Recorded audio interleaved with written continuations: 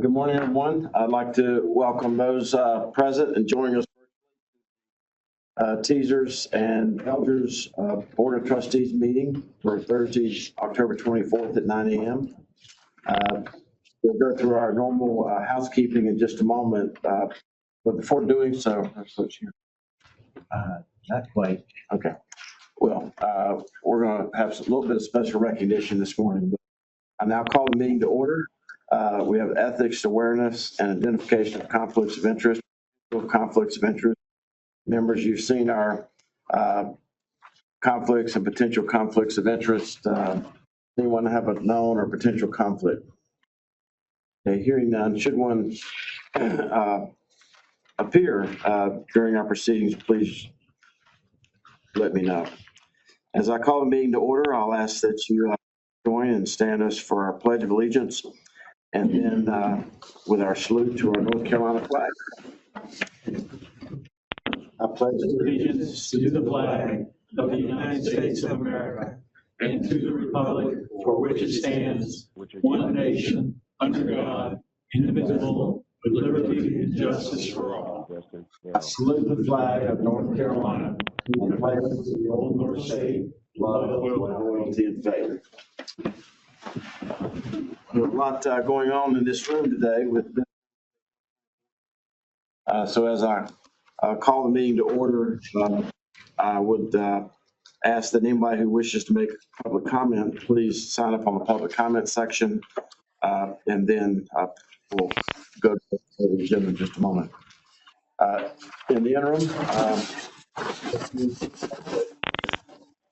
TSERS Board of Trustees, Treasurer Falwell. here, Barbara Gibson. Here. Teresa Everett, delegate for Catherine Truitt. Here. Thank you. Jeffrey Winston. Here. John Ebbinghausen. Here. Joshua Smith. Here. Lance Brewer. Here. Lance Brewer. Here. Good morning. Thank you. Good morning. Margaret Reeder. Here. Oliver Holly. Here. Pat Hurley. Pat Hurley. I don't hear Pat Hurley. Vernon Gammon. Here. All right. And LGERS Board, Treasurer Falwell. Here. Avril Pender. Avril Pender. I don't hear Avril Pender. Benjamin Bobzine. Here. Homer Dearman. Here. Teresa Everett. Here. Teresa Everett. Thank you. Here. Jeffrey Morris. Here. Thank you. Lance Brewer. Here. Good morning. Good morning. Matthew Calabria. Here. Thank you. Melody Reagan. Here. Thank you. Nancy Vaughn. Nancy Vaughn. I don't hear Nancy Vaughn. Pat Hurley. I know Pat Hurley called in early, but I don't hear Pat Hurley. Vernon Gammon. Here. And Wilson Weaver. Here. Thank you. Please note that our meeting is being recorded and will be posted. We ask that you mute your phone, especially those joining us, or your computer joining us virtually. Take all roll call votes by name, and without objection, anybody who makes a motion or second to will be considered a yes vote. If you must leave the meeting at any point, please announce your departure if you return, as well as announce your re-arrival. These items must be recorded in our meeting minutes. Likewise, especially for our secretary, please speak your name before speaking, especially those virtually. And most importantly, finally, any text or any recorded communication between board members during the meeting, even on personal devices, are public records to the extent that they concern the meeting. Now that we've done a roll call, ethics, awareness, and conflicts of interest statement, we've already talked about anybody having a conflict or appearance of conflict of interest. So hearing none. We have our statement of economic interest, our SCI report, please review the SCI evaluations for our TSERS. Good morning. Hey, how are you? Anywhere up front here. I've heard of LGERS and TSERS, but I've never heard of teachers. Material here today. If you have any questions about any of these SCI reports, please let. Before we get started on our agenda and ask our votes, I want to pay special recognition on your work. They're still coming.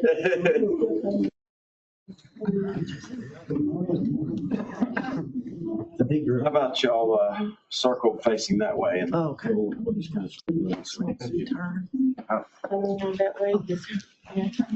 I'll let Tanya say some things if you want to step in.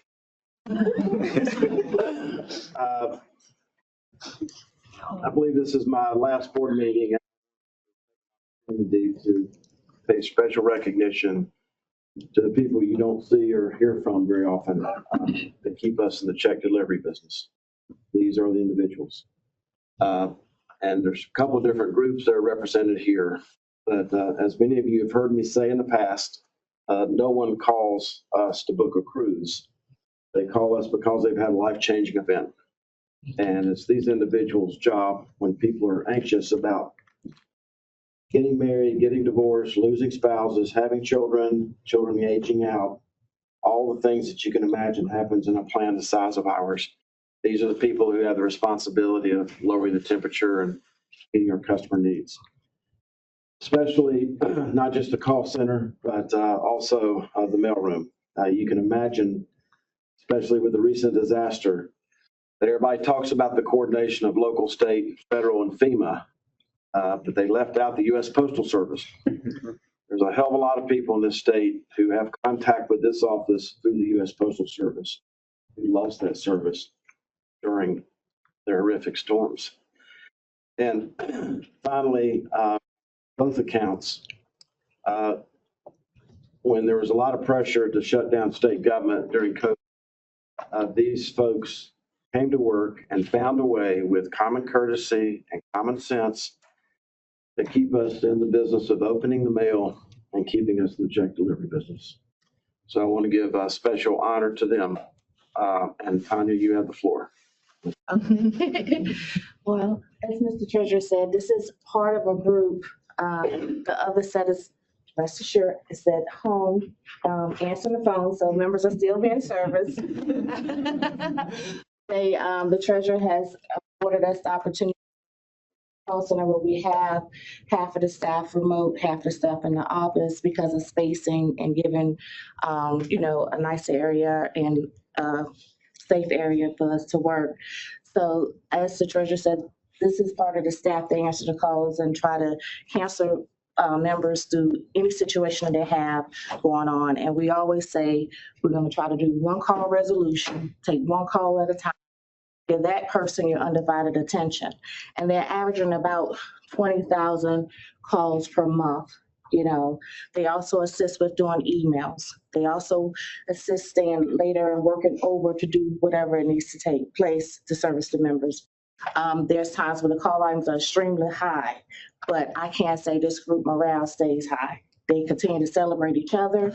They're always willing to help one another. They're always willing to help anybody else in another department. So I'm very proud that they have decided to come to work every day with a smile on their face and still want to engage even after call after call after call. High call volumes, a lot of times they don't even have a minute in between a call because it's always a call in the queue. And we'll just say, if you need to take a break, take a break. We be flexible with them, they're flexible with us, even when it's time off. They understand when the busy season is in, we work hard, we play hard.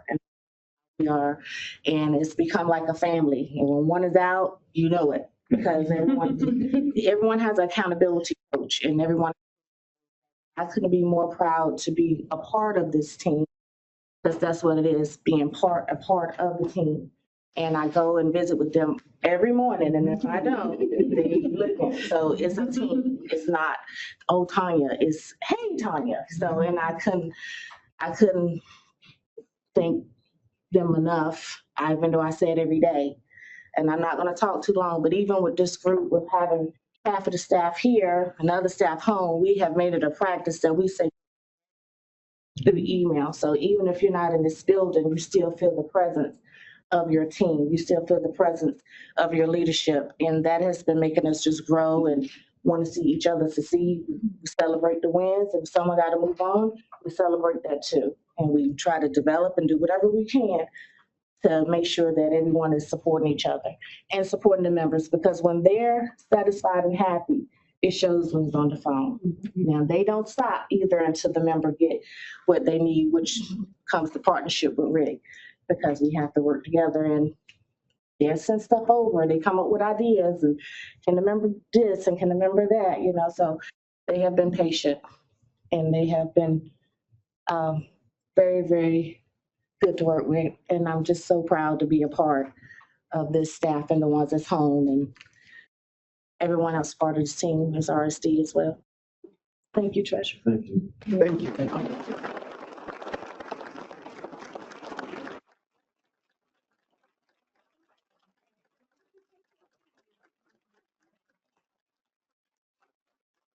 Before you leave, I'm gonna think you can park the seas a little bit. So that we can profile and highlight our, these are the folks that work in all the incoming mail. I'm pretty good with numbers, but I only want to guess how many pieces we are open today. Is everybody? Thousands. Yeah. And I haven't seen an increase in the Band-Aid costs. You know, when you open that much mail, you don't get paper cuts. Somebody, Rick or somebody would like to speak on behalf of the folks that take all the incoming mail that we get. Every piece of mail that comes in, everything is sorted, it's queued up, it's imaged, it's sent to the appropriate department to make sure that department opening mail, sorting mail, imaging mail, uploading mail. Five experts who made it through COVID, worst time in all of our lives. They showed up every day. Can't say enough about them, man. I love this family. Just amazing. And that includes every check that's sent to our department. That includes every email, every fax that comes. My team takes care of it. We do this day in and day out. We put Band-Aids on processes to ensure that everyone gets what they need in a time. I'm grateful to be a part of this team. The treasurer made you guys come in because I brag about you every time. Every board meeting, I brag about it's astounding how much work you do. And it's so easy to overlook the people that are in the trenches that make it all happen from the start. And that includes the call center. Hardest gig you'll ever have. I've been a call center agent. Toughest job you ever loved.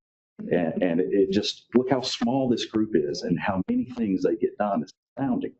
Really is. Thank you all. Thank you. Well, we've already had a round of applause, but standing ovation at least once a day. I'd like everybody to stand and give all these individuals.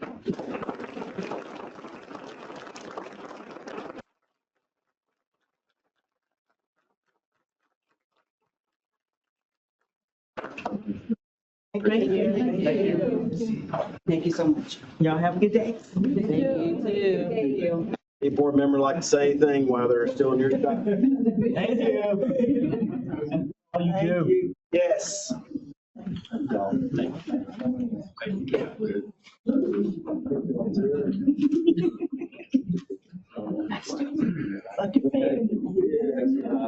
that, I'll entertain a motion from a teachers board member and a second to approve the meeting minutes.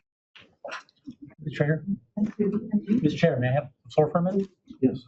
Okay. I was waiting for people to leave. But as our chair mentioned, our next meeting is the 30th of January, 2025. And I think between now and then, there'll be if everything goes according to plan, there'll be a transition of authority chair. So in the means of, the treasurer has been very noble and great about recognizing us from both the TSERS and the LGERS board members who leave. course, coming from the military, we recognize people before they leave. We don't wait until after they leave and pass a resolution. So with that, I'd like to make a motion to pass a resolution, which I'll read here in a second, for our chair and Treasurer Fowle. The motion of the resolution is, whereas Treasurer Dale R. Fowle, CPA, served as chair of the Board of Trustees of the North Carolina Teachers and State Employees Retirement System and the local governmental employees retirement system since 2017. Whereas Treasurer Fowle always was interested in advancing the retirement program for state and local government employees. And whereas Treasurer Fowle made invaluable contributions to the work of the boards throughout his service, and it's not in here, but taken the return assumption from 7.2% down to 6.5. I'd put that in. Whereas Treasurer Fowle's service provided are proved to be of the highest value in the enactment of many improvements throughout the years to the programs of the teacher and state employee retirement system and the local governmental employee retirement system. And whereas Treasurer Fowle rendered outstanding leadership in preserving and promoting the retirement system with maximum benefit consistent with the sound funding for the state of North Carolina. And whereas the boards of trustees of the teacher and state employee retirement system and the local governmental employees retirement system are composed of distinguished citizens serving as trustees. Now therefore, be it resolved by the boards of trustees of the teachers and state employee retirement system and the local governmental employees retirement system that the boards of trustees hereby express their deep appreciation and gratitude to Treasurer Fowle for his leadership and public service in securing the advancement of the retirement systems. Section 2, the Secretary of the Board of Trustees is hereby directed to prepare and deliver a certificate copy of this resolution to Treasurer Fowle. And 3, this resolution shall be spread upon the minutes of the Board of Trustees for the meeting held October 24th, 2024 in Raleigh, North Carolina. Second the motion. With that, Mr. Secretary, a vote. Well, Treasurer Falwell. I've been told to recuse. Barbara Gibson. Aye. This is for the teachers and state employees. Teresa Everett, Aye. Jeffrey Winstead. Aye. Joshua Smith, Aye. Lance Brewer, Enthusiastically, aye. Margaret Reeder, Aye. Oliver Holly, 100% aye. Pat Hurley. I still haven't heard from Pat Hurley. But, all right, motion passes on the teachers and state employees retirement system. So LGERS, Treasurer Falwell, Recuse. Abel Pender, Benjamin Bobzine, Aye. Homer Dearman. Aye. I'm sorry, we should get a motion and a second for local. So, Make a motion. all right, Vernon Gammon with the motion. Second. Second. Second. We have a motion and a second. Again, Treasurer Falwell recused himself. Abel Pender, I have not heard from. And Teresa Everett, Aye. Jeffrey Morse, Aye. Lance Brewer, Aye. Matt Calabria, Aye. Melody Reagan, Aye. Nancy Vaughn, Pat Hurley, and Wilson Weaver. Aye. Motion passes. Thank you. Thank you, John, and for preparing that, for board members, for all your support. I'll miss this. I'll have some things to say at the end, but a few things, but the people that I will miss are the people that were just presented to you. Those are the people that I'm standing on the shoulders of. We do these meetings and give these reports and give speeches, but the fact is that these state employees are the ones that. That's what I'm going to miss most about this. So thank you for the resolution. untouched. With that, I'll entertain a motion, if I may, for TSERS Board of Trustees to approve the meeting minutes of July 25th. Make a motion to approve 25 June. Second. Any further discussion? Hearing none, clerk will call the roll. Treasurer Falwell, Aye. Barbara Gibson, Aye. Teresa Everett, Aye. Jeffrey Winstead, Joshua Smith, Lance Brewer, Aye. Oliver Holly, Aye. and Vernon Gammon. And like a motion from Eldridge. So moved. Second. Motion second being made. Any further discussion? Hearing call the roll. Treasurer Falwell, Aye. Teresa Everett, Aye. Jeffrey Morse, Aye. Lance Brewer, Aye. Matt Calabria, Aye. Melody Reagan, Aye. Vernon Gammon, and Wilson Weaver. Aye. Thank you. We're now ready for our operational update with Rick Lopez, Tanya Bass, and Patrick Kinlaw. I want to thank also Chief of Staff Ted Brin and so many others who made the ceremony this morning possible. Also want to say that as we get started, that Rick Lopez has been, and hopefully will be, and such an important part of this team. He is announced his retirement, and I think that all of you observe what I've observed in Rick the whole time I've known him in state government, whether it's at DES or at Treasurer's office. So, Rick, you have the floor. Thank you, Treasurer. I appreciate it. Morning, everyone. I know board members already have all the slides, and so I don't want to take too much time on those. I'll go over some highlights, and then we'll talk response to the disaster and those impacted by it. We're nearing the 2,000 mark on retirement. Last year, we had 2,200 retirement requests. We still have 2 months and a few days left, so we're working on probably maxing over that number. Still doing very well with our turnaround times. Got a few groups working overtime, but we're primarily holding it down, so we're pretty good. We're almost fully staffed in that area, so that's helping. With deaths, throughout the last 12 months, deaths have actually come down a bit from the previous months where we were exceeding 1,000 deaths reported a month. We're probably running around 900 on average. We are working some overtime. We have a couple of staff members that we're replacing, one of which was promoted. The other one went to another agency. With our refunds requests, they remain extremely high. We're 700 nearly monthly, and our disability section actually processes those refunds right now, and we're 4 staff members deficit there. So we're trying to replace and train folks as quickly as we can. And that's challenging. It's a small group, so we're at a high percentage of vacancy. So it's challenging on those refunds, turnaround times, as well as disability. Even probably around 200 requests for a month. October payroll, we paid a little over 371 people, which is up 2% previous October 2023. But we're 11% less checks now that we're doing deposit first time. So that's hopeful. I'm extremely happy about that. People are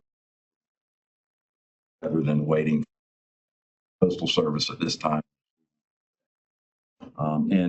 This October we grossed a little over 630 million compared to last October, where supplement, which spiked us over 830 million. You may see that difference there, but that's the reason for it. And just to talk a little bit about Helene and our response, we hope for things like this never to occur inevitably. Our obligation to those who serve the public is to prepare for them and have things in place, ready to move. When I know that a lot of people are struggling with just getting the bare necessities, light, power, even a roof over your head. But we want to have things in place so that when they're ready, they can come to us and they'll understand that we're going to work with them. Right now, our challenge has been a little bit with employer reporting and contributions, but we're down to just 2 agencies that we've yet to hear from, and we're working with all these agencies in timely reporting.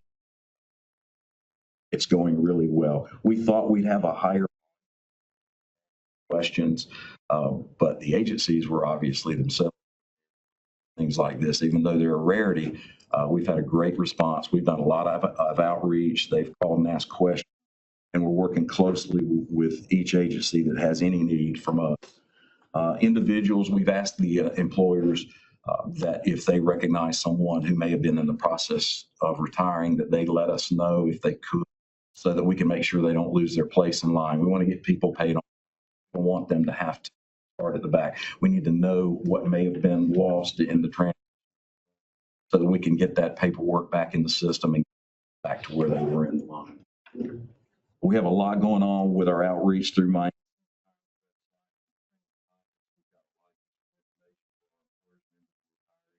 particularly regarding the delays that occurred initially at disaster, where the Postal Service basically was at a standstill. It staged mail. We were working with the Postal Service, contact with them. They were staging mail to determine what needed to go where. So that was causing some delays in correspondence as well as. So we placed that information online. The call center got that information and they were delivering it to people that were calling in. We're replacing checks as needed, but the bigger part of that was letting people know, hey, it's delayed. If I stop your payment, then it takes 2 days for that to clear, and then you start at the. You'll just bear with the Postal Service and wait. You'll get your check. A lot of people are receiving their checks, albeit delayed, but that information is on our trending topics. We've got information about, we're currently in open enrollment through tomorrow, information about what you can do and how you can contact our partners at State Health Plan to make sure that you get your open enrollment completed. And they're taking one-on-one situation and working with people to ensure that they're not left out. That's a big part of things. We also have a free emotional support line through our third-party vendor, Pierce Engine, which has been very helpful. A lot of people are using it. And since the implementation of all of this information through trending topics at My NC Retirement Online, we've seen site activity up 67. So we know that people are out there and they're looking, utilizing that information and help us help them. So we recognize that there are a lot of challenges, and we're feeling the pain for the people that, but our obligation to them is to take care of it. Like we've done a really good job at our response. It was planned and not reactionary, and that was helpful to get things out almost immediately. I'm really surprised at the small amount of employers that have been contacted. And we've been working with them with some of the challenges they've had, but they've done an extremely good job of timely. And of course, we're working with anybody who has its challenges and making sure that everybody's taken care of. And there'll be no problems there for anyone. If any, please let us know. We'll work with them directly to make sure they're taken care of. That's all I have, really, Treasurer. Yes. Margaret Reeder. Of the number of refunds requested monthly, do you know how many of those individuals are vested? And is there any education for them to realize leaving their money in is a benefit? There is. We have Okay. Refunds online, and we tell them that up front. We also have that information. Actually refine the forms with our department so that they can see right up front. What you're about to do is could be detrimental. We understand you may need the money. Also, remember that you're going to be taxed at a higher rate, so what you think you're getting may not be quite as much as you get. But our outreach in affording people a refund is specific in both our emails and our calls, in that, hey, we're only trying to target people who aren't vested. And if they are vested, the first thing we tell them is, hey, you stand to lose potentially your health insurance, potentially your retirement. And it's not our obligation to try to talk people out of anything, but I think we come darn close to putting it right there at the edge, make sure they understand what they're about to lose when they make that decision. Great question. Thank you, Margaret. Any other questions of Rick before we go to Tanya? We'll come back to Rick in a few moments. Just as far as the hurricane, there was about 8,000 checks, millions and millions of dollars that went out a couple of days before the storm hit. And because we answer our phones at this agency, we were getting phone calls of people 7, 8, 9 days later still not receiving their check.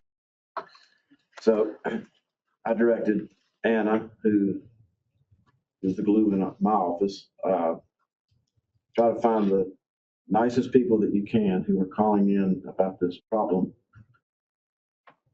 and set up a relationship with them so that when that check arrives, that they will call us back. Because wherever these were, they were in one place. And we didn't have to follow 8,000. This would have been a disaster to stop payment on all these checks, especially when people didn't have access to banks, didn't have access to notaries. So as Ted Brand always says, you got to start out like you're going to hold out. A decision, this happened Tuesday, we said a decision by Friday. If nobody called us back and said, I got my check, go to plan B.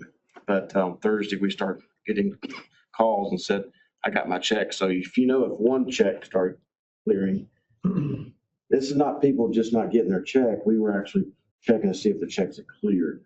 So we're checking both sides.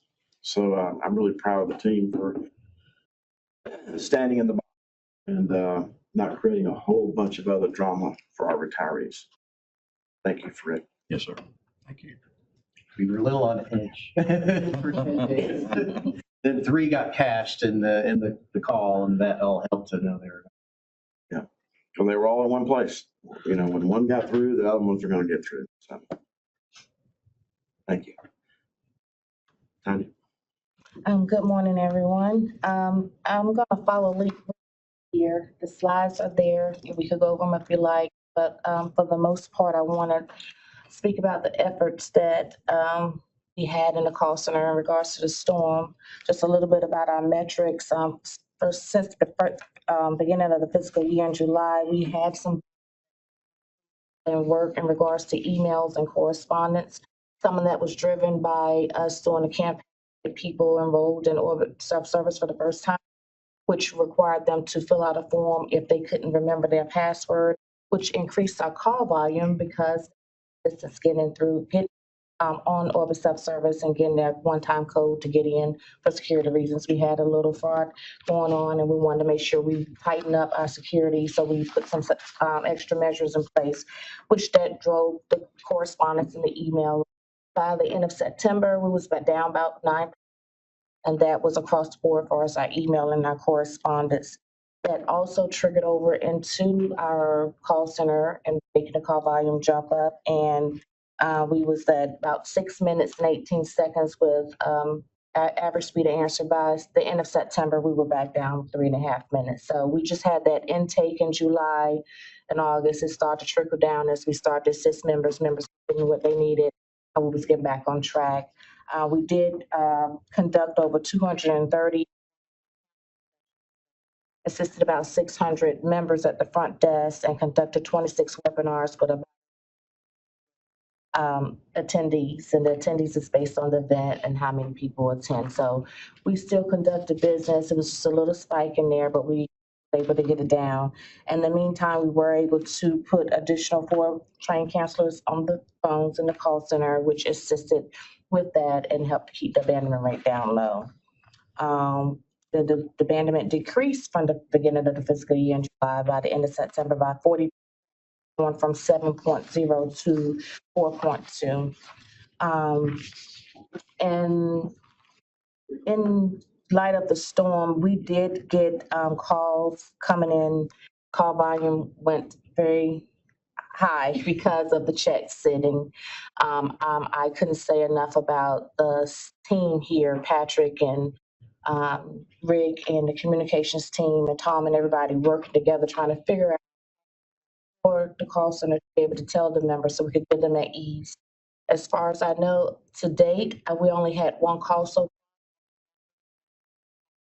that called us, and we wasn't able to get him back, but he wanted to stop his check. Well, we couldn't stop it and resend it, but we didn't know where to send it or whatever. So we have been since equipped the call center with more additional information. Get as much information as you can while you have them on the phone because we may not be able to reach them back and want to be able to make sure the funds is available to them as quick as possible because we know at this time is a time of need. We did take that information back to Patrick and came up with some talking points. They still giving us stuff based off what they find. Once the checks start getting received in cash by members, because it wasn't just the affected area, people in this area hadn't received those checks within those 7 to 10 days. So at that point, we didn't know what we was dealing with. But the call, the counseling center was dealing with all that volume. The volume was coming from the impacted members because all of that, we only had one call. But we since then gave them some information, obtain certain things up front so we could better assist when it goes over to Rick's group, to operations. They know what to do with that check. We use this opportunity to campaign for direct deposit. So that if in the event something else come up like this, they will have the money more accessible. We do know for the areas that's impacted, that still may not been cool because if there wasn't a bank to process it, for the ones that was right here in this area and because of the storm, checks wasn't moving for whatever reason, the postal service, we use that as a way to campaign for direct deposit. Some members just want that check, but we did use that opportunity to campaign. We continue to work with them, like I said, operations, Rick and Patrick, compliance, and Christy, which is the communications, to put as much information out there as we, not to overload the website, not to overload our IVR, so that members could get as much information when we're closed. They don't have to wait to get information to continue to do. So the State Health Plan was great with giving us information, assisting the members on the phone, because when they call us, they're looking for us to give them as much information at that one time they was able to call us. We've been lucky to have a great team to equip us with that so we could educate them as much as possible because we don't know when they'll get another phone call. So I could go over more metrics, but I thought it was more tell you where we were. Anybody have any questions?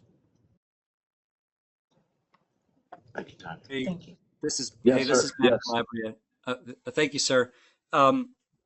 First of all, I want to appreciate y'all for obviously being very adaptable and acting very quickly on a number of changing circumstances. I have no concept everything that you've had to do, but I do wonder if there are lessons learned.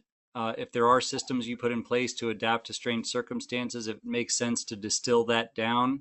Of course, we always hope that situations like this will never arise, but from time to time they are likely to. And so I didn't know if there was a way to distill down what you all have learned so that we could be better prepared going forward. Thank you, Commissioner. We're going to let Patrick answer that. And every storm is different, but every storm presents an opportunity to learn, to your point, Patrick. Thank you, Mr. Calabria. In response to your question, we learned from Florence and Matthew and probably storms before that when I wasn't here, but we started to build upon what we learned from those to have a plan for when these things occur. And the parts of the plan have to do with operationally, how we're running the retirement systems, how we're dealing with deadlines, how we're dealing with communicating with members, and policy changes that we might request from the General Assembly. I'd say the one thing that we haven't really gotten to the point of of getting together after this storm to talk about the lessons learned. But I think the one thing that's really how to handle the mail delays that could occur, which you've heard already about this morning. But that was something that I think we were not quite anticipating the breadth of that going so far statewide and probably beyond our state with the mail delivery issues. And the fact that we had checks in the mail was a serious. So that's the main thing I think we're going to plan around for the next one. Any other questions or comments? What's the, Mr. Commissioner, Matt, did you have a follow-up? No, sir. Thank you. I was just thanking everyone for their response. And before I call on Josh, if there's any silver lining in this, Samaritan's Purse, who does worldwide outreach for things like this happened. Small blessing. And the Postmaster General of the United States of America lives in Green, Louis DeJoy.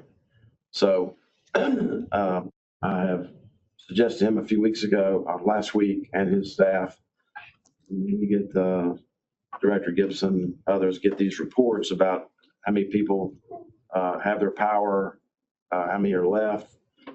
And so the U.S. Postal Service is also embarking on the next day, they delivered 1 million stops in the affected areas, 1 million the next day. So I think the U.S. Postal Service is a big deal. Josh. Mr. Chairman, thank you. So Patrick, when you said policy changes, what's some of the ideas that I mean, direct deposit obviously seems to be a no-brainer, but what's the? Thanks for asking that. Yeah, as a matter of fact, we're segueing into my part of the update where I wanted to talk a little bit about. So one of the areas, we, as leaders of RSD,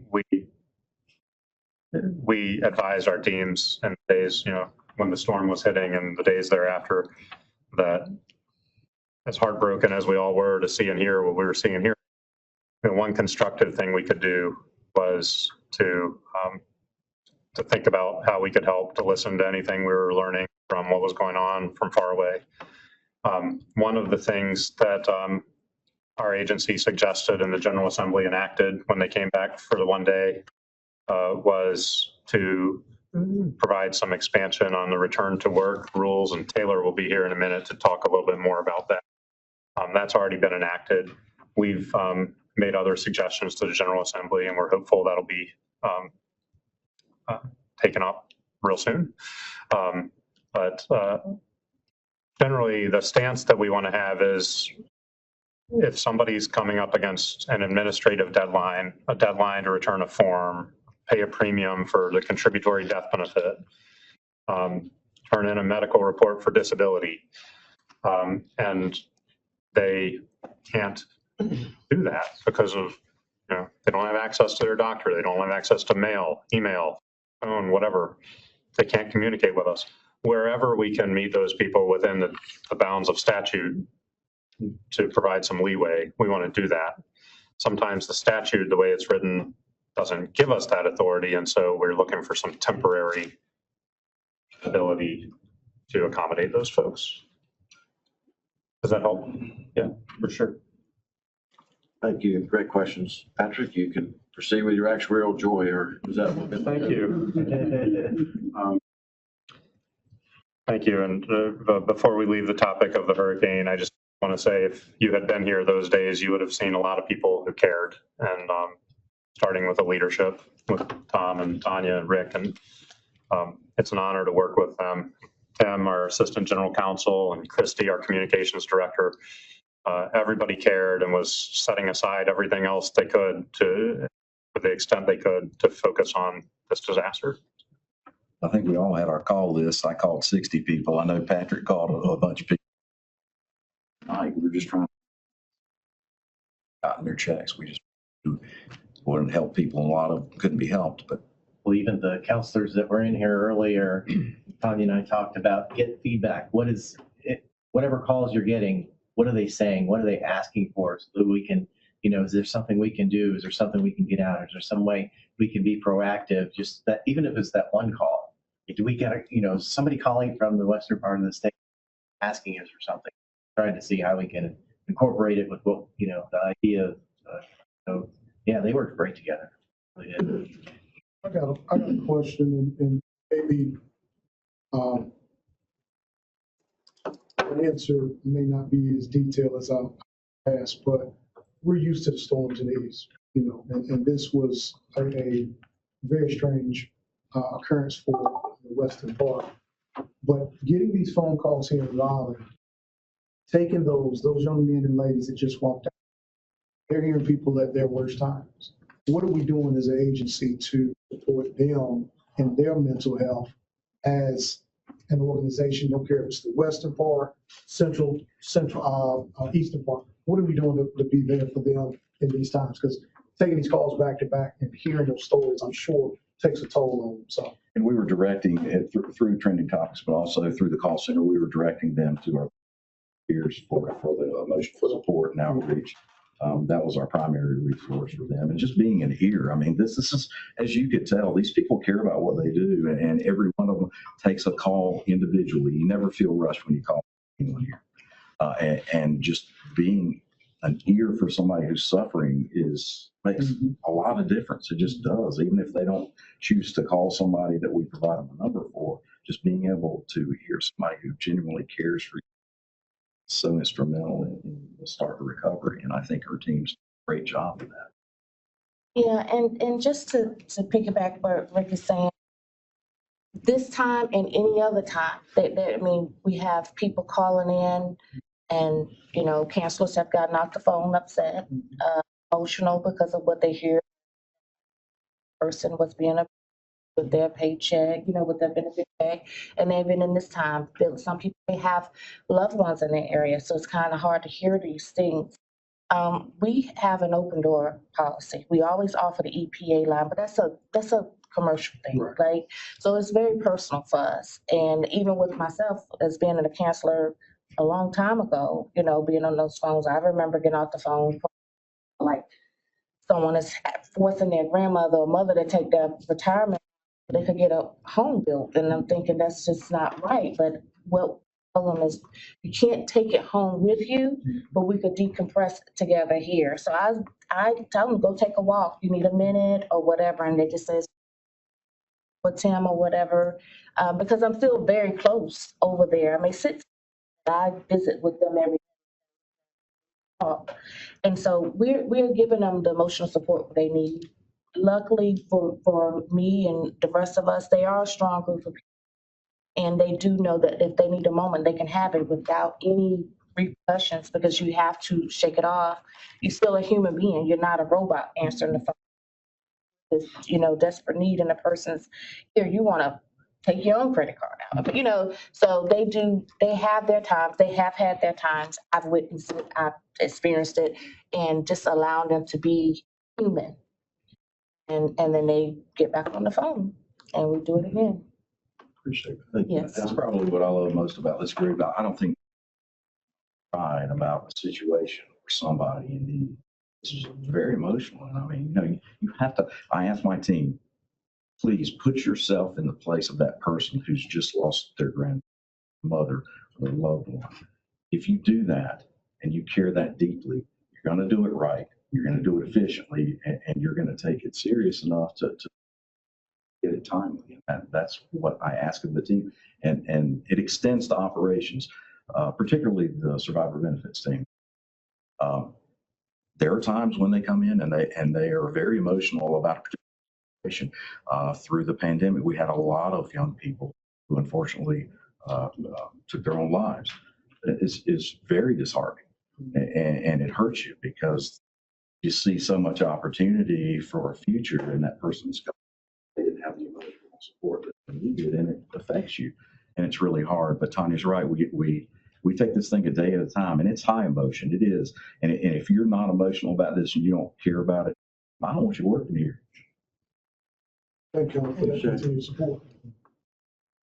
Yeah, and I don't want to take too much of your time, but this just touch me a little bit because you talk about the emotion of the counselors. There's more times than you will know how many times people have threatened their lives with these counselors on the phone. And we, I think, do well considering that we are so far away from where they are. We keep them. We have someone contact the front office, the officer sitting out there, and that officer contact that county to do a wellness check. And we know someone, if we could keep them on the phone as long as we can, so someone get to that door. This is how, it's just not a retirement check all the time, not always a disability check. The emotions go deep. So it's a very stressful job at times, a very enjoyable job when you're assistant. But there's so many situations, just, the suicide rate was there. That's emotional when people have deaths in their own family, they have to get out of that death queue because for them. So I normally don't talk this much, but I just want to let you know that this is not a cookie cutter job. This is an individual, personal, emotional, individual, life-changing. Like the treasurer said, they don't call here to book a crew. Something is going on. So, but we support them in every way, and we do what we need to do. And forgive me if I'm out of order, we love on them. Sure. I realize you may not be able to provide in-depth on this, but thinking that we kind of got lucky that it was just a hiccup in the post office. Did we go forth and update our contingency plan if something more nefarious happens and it wasn't a hiccup? That's part of when, after we get out of the storm we're in, that's part of the, one of the things that we may learn is that the team will kind of come together and figure out what the potential. I did some pricing on UPS and FedEx outreach. Sorry, I was going down the road of, they went to the post office and somebody took them and started cashing them on their own, i.e. stealing the checks. Contingency plans for that. I understand. Yeah, the great piece of having the phone calls saying, I got my check and I cashed it. It's kind of closing that loop. And I'm just curious. I'll just say, Mr. Eppinghausen, we had, with that crossed our mind, and we had to pursue something on it when we started to hear that checks were getting cashed. Became convinced within a short time that the checks were flowing again. So good. So this will help update that contingency plan. Help update. It may not be a plan. storm, it may For sure. just be a normal. That's right. Great points. And anybody who's joining us remotely, just barge in if you have anything, because that's the best way for me to acknowledge you. So Patrick, you can go with your report. Yes, a few other items that are just not related. Just wanted to update the board on. On page 15, you can see our quarterly update having to do with contribution-based benefit cap, which is anti-spiking law. These are invoices we send to government employers, and this is the standard type of information have been reporting to the boards each quarter that was in your materials. Regarding the litigation surrounding the contribution-based, I noted at the last board meeting in July that the North Carolina Supreme Court had recently denied the petitions for discretionary review filed by 2 school boards, which let stand the decisions by the North Carolina Court of Appeals in those cases, retirement system's favor. I'm going to interrupt you and let Mary Scruggs stand and take a bow, please. Yeah. Mary represents the Attorney General. I represent a lot of people that came before me to get us to that. Thank you, Mary. Appreciate it. And I am in some ways right now functioning as Mary Scruggs' spokesperson. But I am happy to inform you that since that time, all of the remaining school boards had pending litigation matters against the retirement systems, and the TSERS Board of Trustees have voluntarily dismissed their litigation. As a result, there is no longer any pending CBBC litigation. That was great news. On page 16 would be our now standard report on determinations that staff makes about alternative repayments. If there was a determination that an overpayment was entirely due to administrative error on the part of RSD. However, there were no determinations to report to you this quarter. I wanted to give you a quick update on the topic of employers joining or leaving retirement systems. The boards have a role in approving new employers that join the retirement system, but we also try to report to you when there are employers who cease participation in the. There was one employer who ceased participation effective July 1st from the state system. That was a charter school called Children's Village Academy in Kinston.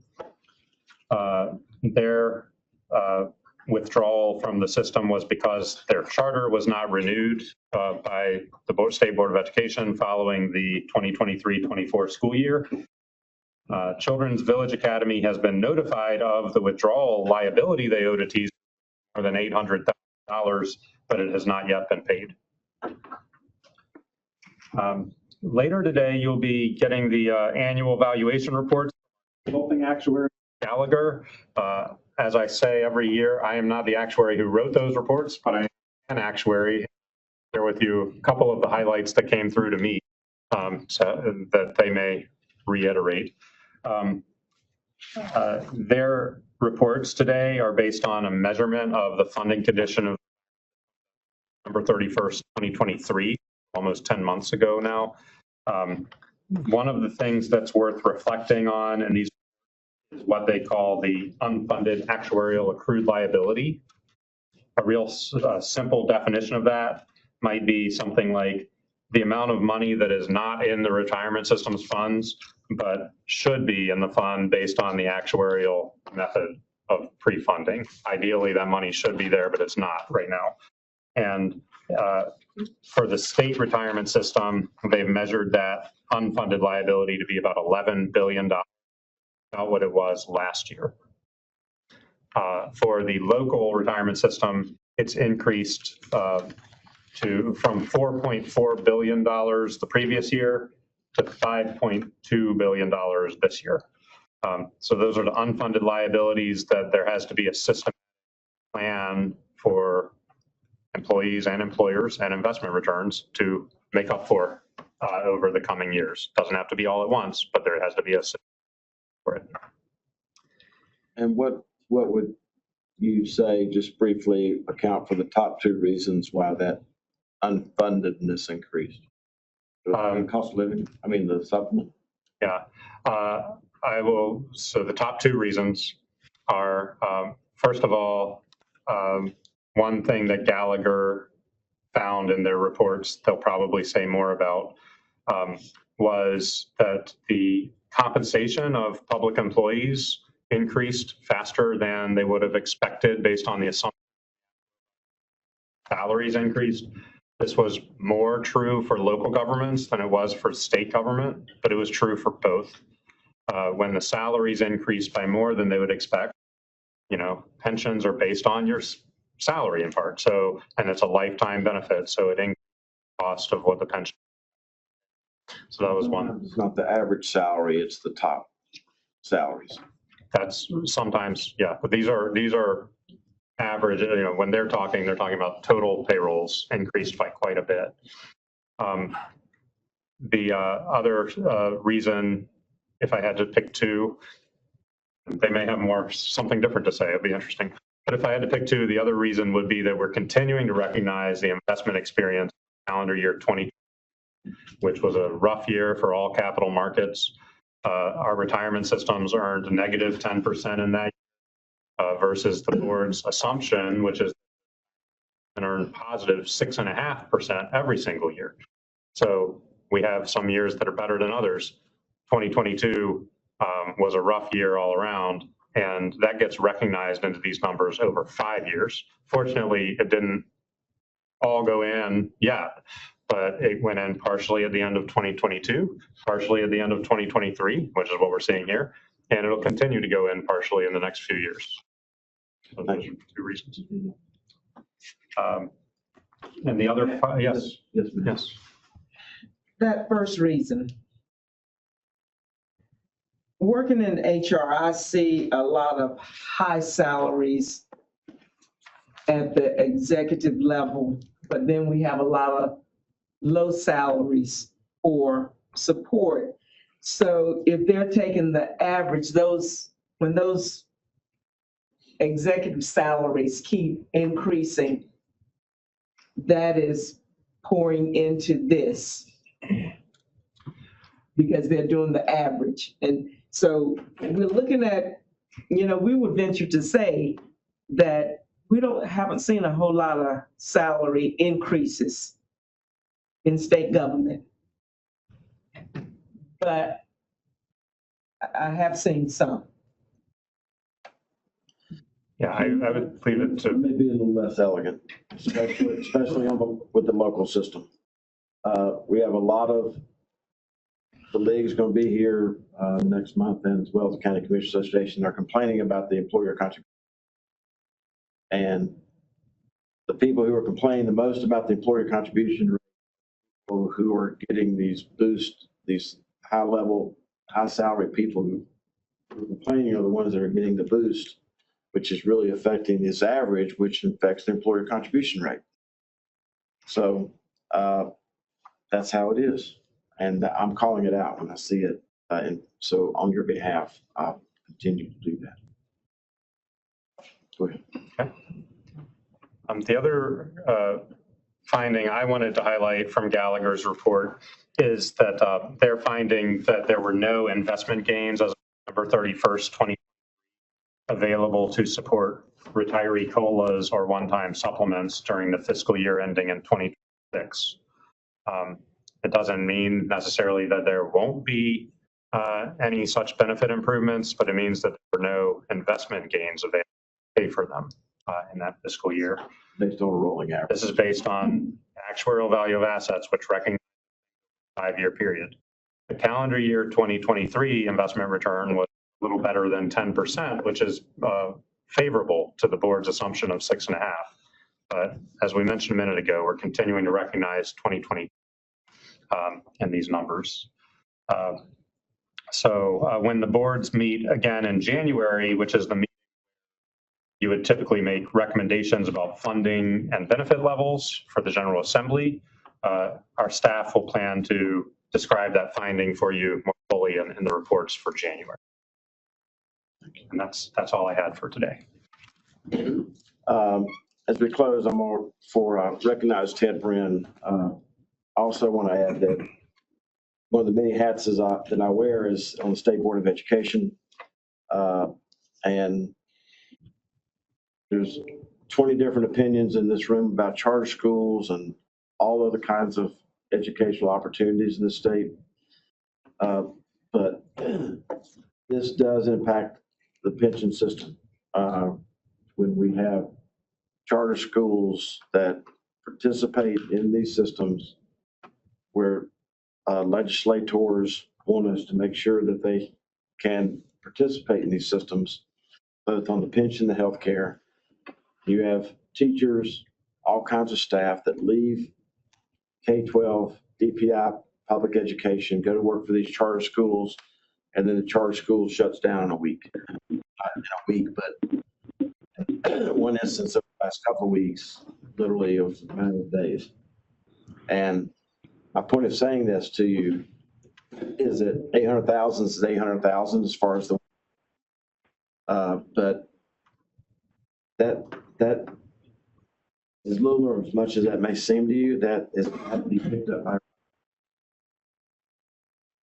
And when you have that on top of the fact that the healthcare has divorced from the system without paying their liability, you can just see things that the next board, this board and the next treasurer are going to have to deal with about how to actually protect this system and stay committed to sustaining the defined benefit plan for state and local employees.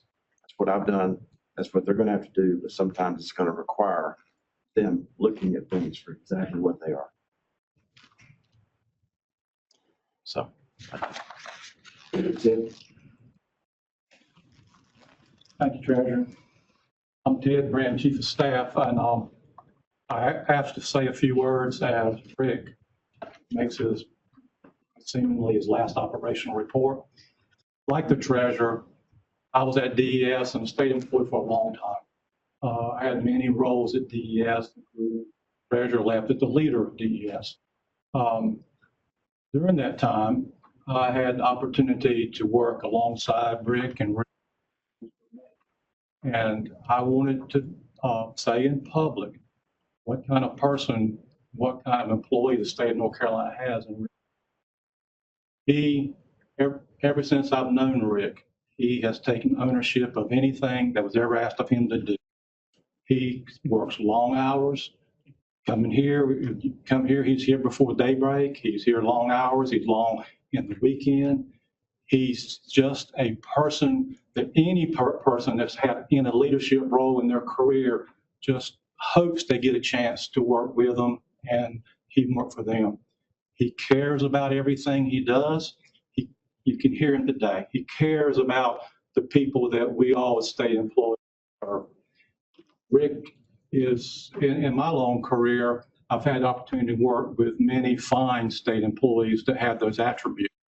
Rick is right up there at the top. And I can tell you how much this organization is going to miss Rick. And he's an operational guy. He doesn't want me up here talking about him. He never seeks the line. He's right there in the background, making sure things get done and get done in the right way. So I would ask you, it's heartfelt what I'm telling you. I didn't prepare this because I didn't need to when I talk about Rick. And I'll ask you to join me in a round of applause for Rick as he.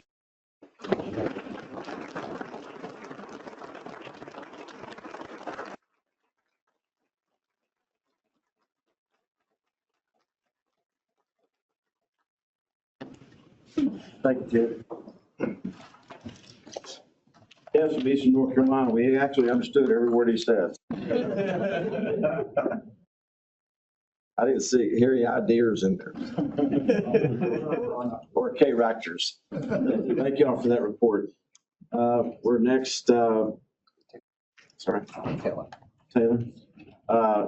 is here for our legislative update. Hey, Taylor. Good morning, board members. Thank you. My name is Taylor Maddie. I'm the Policy Development and the Retirement System. Last meeting in July, I kind of gave a brief overview update on all the legislative in 2024. And I had informed you all that we'd be putting together a legislative memo that would kind of summarize. That has been done. It is in the appendix of the board materials if you'd like to review that we've already talked about at the prior meeting. The legislative memo itself, though, does not include the pieces that were or are to be enacted by the General Assembly for the Hurricane Helene relief. So that is not included. So one thing that I want to briefly talk about is on October, also known as the Disaster Recovery Act of 2024, did include some provisions that Patrick mentioned briefly, work laws. So for a member who retires, there's a certain set of kind of factors that have to happen in order to be effective. And some of those have had a little bit of flexibility made to them for specifically Hurricane Helene relief and recovery efforts, and to be able to have these state employees or local employees return to additional flexibility. So I just want to go briefly over those. These flexibilities are very similar to what we did for COVID-19. A lot of the kind of language is very similar.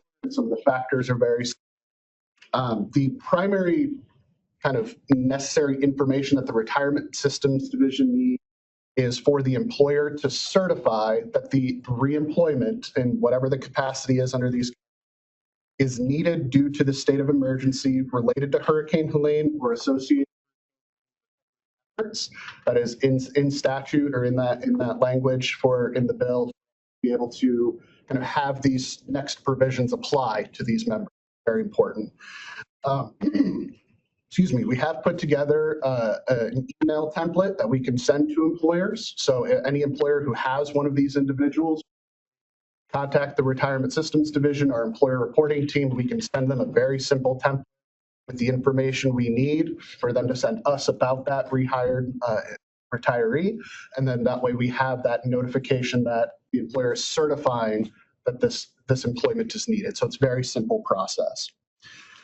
For some of the provisions for the return to work flexibility, specifically the Teachers and State Employees Retirement System, Normally, an employer or a retiree has a 6-month kind of waiting period or cool down period where they cannot return to employment without having their retirement allowance impact.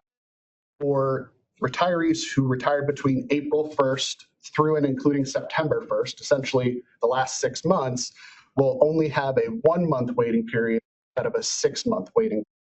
So it matches the local government system. So essentially anybody who has already completed their waiting period before April 1st, obviously they're already done with that time, so it doesn't affect those retirees anymore. But for those who retired essentially in the last 6 months, they only have a 1-month waiting period, which is required to have that separation of service. For the earnings restriction or the earnable allowances, we reference it here for the teacher employees retirement system and the local governmental employees retirement system. For any of these retirees who return to that employment with the capacities will also not be impacted for any work done in these efforts after September 25th of 2024. That September tied to a lot of it. That's when the disaster occurred. So that's when a lot of the kind of starting point for all of these timeframes begin. So the earnings restriction, any work that is done in this Hurricane Helene relief and recovery efforts is not impacted by that work. The special separation allowance for law enforcement officers also is not impacted for work done after that September 25th. And all of that time frame ends, it begins September 25th, but it'll end when the state of emergency ends. So it's kind of got an open date for whenever that state of emergency ends, that or cease. One question that we've gotten from a couple of different individuals, the local governmental employees retirement system is something kind of known as the 1,000-hour rule, where an employee who returns to part-time status can only work in a position that requires no more than 1,000 hours of work per calendar year, kind of a part-time limitation. We had gotten some questions about why that there wasn't any flexibility with that 1,000-hour kind of limit, essentially. The reason that there isn't is the position is what we're looking at, not the work being done by the employee. So for all of these employers who certify that that the position itself to be considered regularly employed, the position is which the duties cannot require more than 1,000 hours or normally require 1,000 hours. Hurricane Helene is not a normal requirement, or the work done in recovery efforts for that is not a normal requirement of that position. Therefore, if the member works more than 1,000 hours because they're using Hurricane Helene recovery, or really any additional, it doesn't have to be specifically for Hurricane Helene, it can be for any additional work that's not normally required. If they exceed the 1,000 hours, does not apply because the position does not normally require it. So it's not about the member, it's about the position. The position become regularly employed is the position cannot require more than 1,000 per calendar year. So very important there. It is it is the responsibility of the employer to certify what is classified as normally required or is the duties requiring not less than 1,000 hours. So the employer has the responsibility of reporting that information to the retirement system. The General Assembly is in session today as well to potentially pass additional legislation that can be enacted. Not necessarily know what will or will not be passed today, but any sort of provision that is passed in reference to the retirement system, we'll be doing an update with the piece that was passed on October 10th for the return to work laws, and any future piece will be updating the legislative memo with that once we know what they are. So we'll have a summary or an agenda once we know all of the provisions coming out in the session does also reconvene in November for the end of the 2024 session, which could also have additional legislation enacted. We don't necessarily have any specifics at what will or will not be, obviously, but there could be additional information if anything is passed in reference to the retirement system. It'll also be updated in the legislative memo and reported to the board in January. That is all the information that I had. Were there any questions regarding? Any questions? I just have a combination statement question. First of all, thank you for working on the decrease of the cooling off period for that during the time of cooling, and I think that's extremely helpful. I think we've had a number of disasters. We've got this silver tsunami. We have a over 20% vacancy rate in state government. So the flexibility of that is super helpful. And I know that the 6 month is different than the local government, that is 1 month.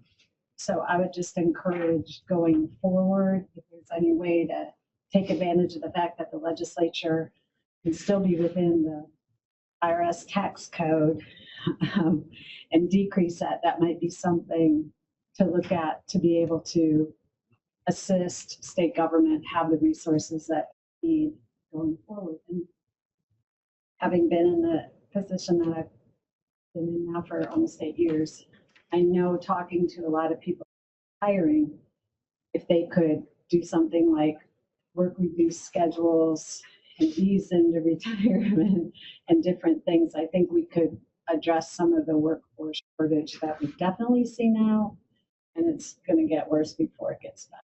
So I would just say thank you for working on that flexibility, and I think keeping eyes open on that going forward. Thank you, Director. Anyone else? Just to highlight on the 1,000-hour thing, if you can just visualize this for a moment. Not every retirement, but most of our retirements occur in January and July. And this whole 1,000-hour thing, forget about the mean for just a moment. It's always based on a calendar year. So if somebody retires in January, they sit out for 6 months, it's only 2,000 hours in a work year. So they really, at the end of that calendar year, they could work a lot. And then it starts all back over. So just as people are, I know school systems understand this backwards and forwards to try to figure out how to manage this. Sometimes it's good just to step back from all the tax attorneys and actuaries and people like that, just step back and say, when do most people retire? What is that timeout period? And how many months is left in that calendar year? Because it's on a fiscal year, which has nothing to do with any of this conversations. Anyway, thank you for those comments. Taylor has done a great job standing in and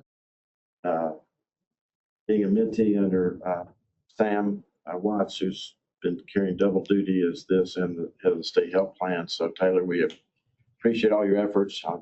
You're standing on some broad shoulders when you're standing on Sam. I know. As anybody who's seen my office, we're in the clearing out after 20 years in Raleigh of throwing things away. And we had a bunch of little skyscrapers in there. Like retirement has one, investments had one, and UPD had one, and then Sam's was like this tall. Things that Sam has been involved in, Sam has touched either for the state health plan or retirement system, continues to touch. DOT, his skyscrapers like this tall because I want to make sure that we properly archive things that somebody may need in the past. Now, the stack that's growing is the next treasurer stack. Things that we want to hand off to the next treasurer that we don't want to get lost and shut in the transition. Thank you for standing in the box for Sam. Okay. Lance, we're on to you now for IAC update.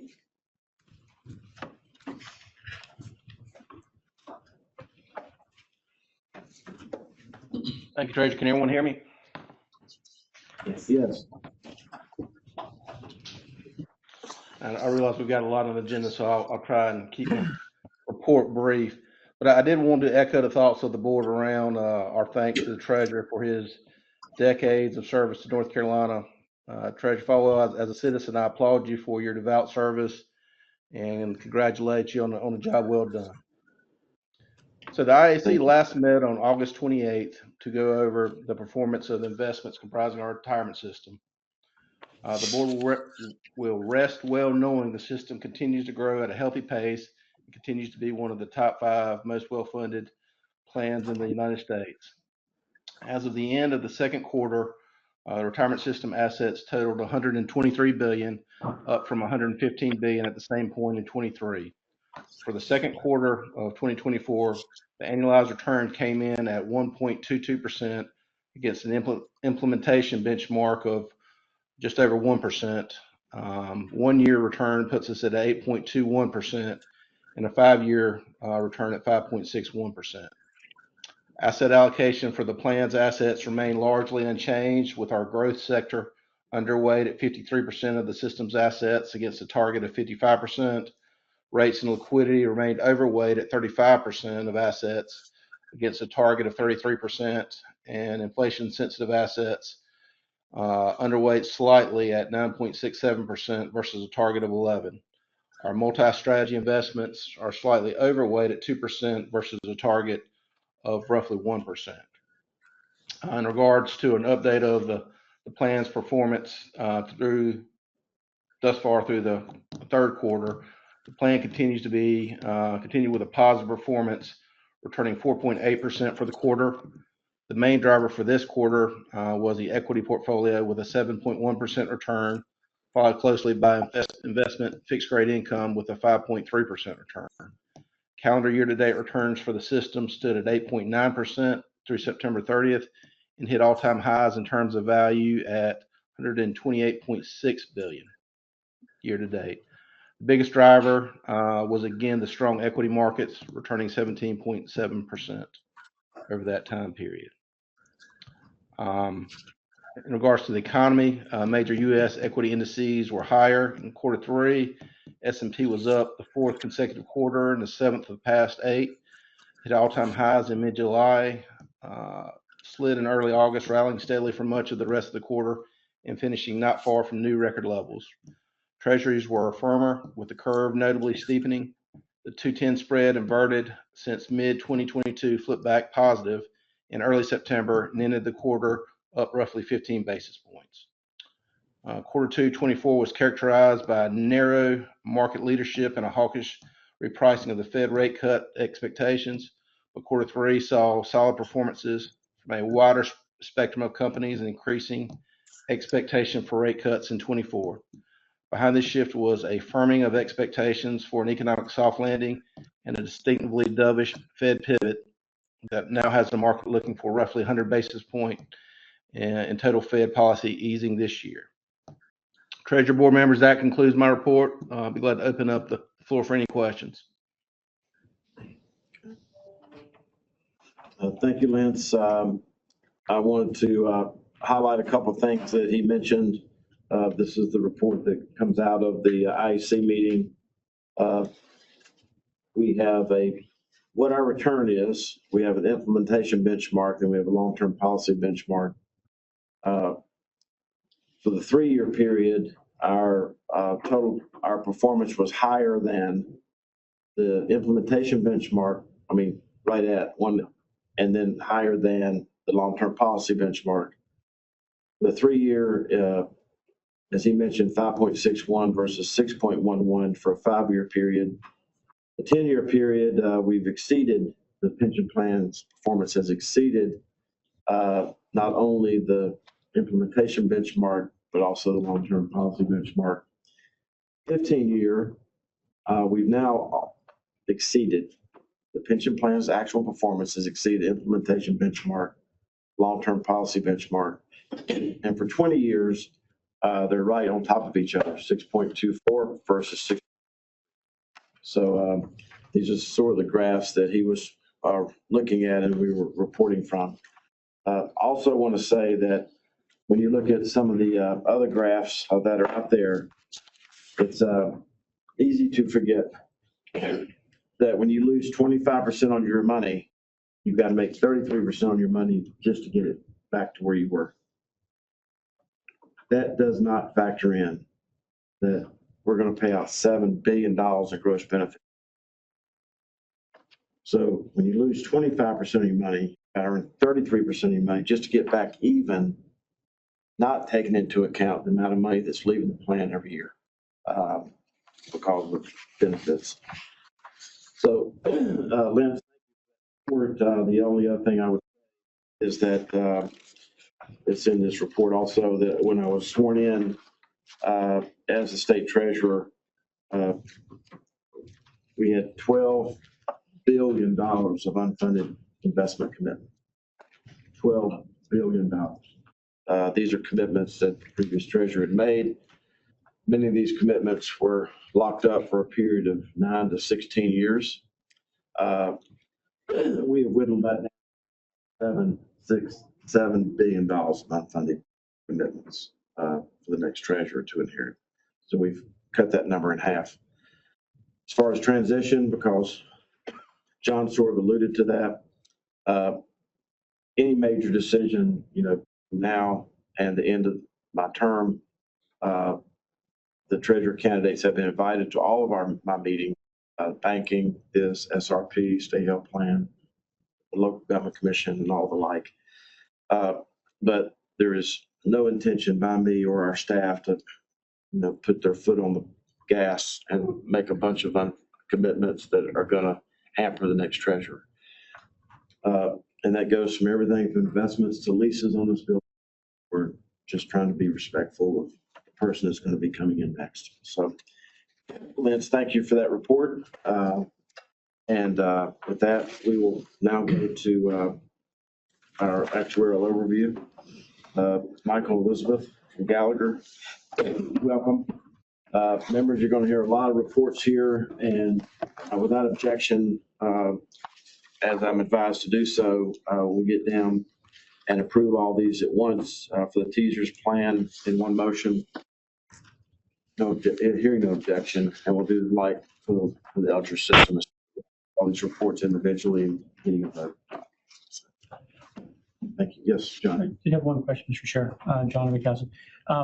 In the report, you were citing hitting benchmarks of 6.2 and 6.3% on returns. Yet our actual standpoint, our assumed rate of return is 6.5%. Is that a delta that we still need to address in the next fiscal year? The question is, are we still too optimistic about what our assumed rates of returns are going to be? We probably are, but this board has been the most aggressive, in my opinion, in the United States over the last 8 years, and actually being more realistic about what our assumed rates of return are. We cannot make the decision to be less optimistic and lower this assumed rate of being in a budgetary partnership with the General Assembly, the governor, the League of Municipalities, the County Commissioner Association, and the other people that participate in this plan. Because the second this board lowers the assumed rate of return, the funded level of the plan falls that moment. And the amount of money that's going to be required from our funders increases that moment. So I'm very comfortable with where we are right now. This is something the board, this department recommended that they do this for a long, long time. But we were able to go from 7.2 to 6.5%. And I'm very comfortable with that at this point going forward. I will say that in closing, my closing comment or your question is that as I said earlier, none of this can be done and lastly, and I say this slowly just so I get it right in my head, there's some things that really stick in terms of this board and our responsibility. One is the people you saw here this morning don't answer calls from people who are calling to book a cruise. That just says so much about what their jobs are. The second is mathematical, and that is less people paying into these plans than are not. There are less people paying in these plans than are not. And the only way you get juice in these plans is from active employees paying into the plan and investment returns. When less people are paying in these plans than are not, this has happened over the last 3 or 4 years, but it's never happened in the history of this plan. That was a long answer to your question, but I'm very comfortable with 6.5. I don't think our funders stomach much more than that, considering some of them complaining about what the employer contribution rate is. So I think my suggestion would be to stick with it for the time being. Yes, ma'am. Just a quick question about this comment you just made. With more people, less people paying into the plan Then our than not, if the state vacancy rate was reduced from 20% down to 5%, would that balance it out? Or would we have more people paying into? Do you know? Probably all the above. It would depend on if those people, if they were brought back in the system, were brought back as participants in the pension, as payees into the pension plan. Some people, I presume, Director can correct me on this, there are a lot of folks who come back in and work for the state, and some of them are not participants in the plan, or they come in under temp solutions, or. No, what she's talking about, the vacancy rate, the 20%, would all be people that would be paying into temp solutions is a different. Sure. Patrick. So I should have just let him answer to start with. In law. I just want to say that actually, I think the Gallagher team may show you these numbers in just the state retirement system. There's about 300,000 active members right now, actively contributing. All the members who are not actively contributing, which includes retirees and former employees, that adds up to about 490,000. So I assume the vacancy rate is just for state agencies. It's not for school systems and university system and everybody else who's in the retirement system. So I don't think that even if that vacancy rate could be brought to zero, it would certainly improve things, but I don't think it would come close to flipping the equation. But I would expect that they have a similar vacancy rate in the different places. I don't think anybody has 20%. I think the schools are pretty high. Universities are, I don't think are as high as we are, but that's just since the COVID and the Great Resignation and people going to the private sector, bonuses and huge increases and a lot better benefits in a lot of cases. We've got to do a lot. All that matters. Your question is an important question, and there's a multitude of answers to that. But I think the number that Patrick just gave you about how many active employees there are versus those that are non-active, and a couple 100,000 of those are people who are vested, not yet drawn. No longer working here, vested in the plan, not yet drawing their benefit. So it's about 500,000 over here. There's about 300,000. So, and it's growing, and that's just going to do like this for the rest of my life. Thank you. Thank you. Good morning, trustees, Treasurer Falwell. Thanks for having us here today. We're Mike Ribble, Beth Wiley from Gallagher. We come from Texas and Indiana, and sad to hear the news in North Carolina, but we really appreciate the professionalism and hard work in this room, and people that were previously in this room just seem like doing a tremendous job. So we're here today to present the December 31st, 2023 valuation results for all the systems. We're going to highlight the changes that occurred since the prior valuation and preview that these results might have an impact in the board decisions upcoming in January.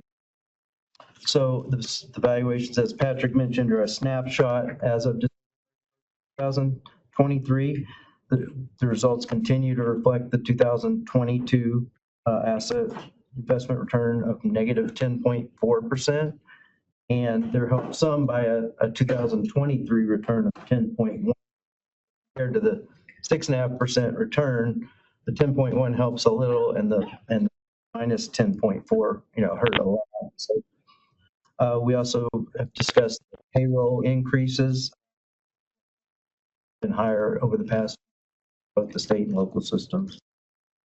And those resulted in the unfunded liabilities that passed 11.2 for TSERS and 5.2 billion for LGERS.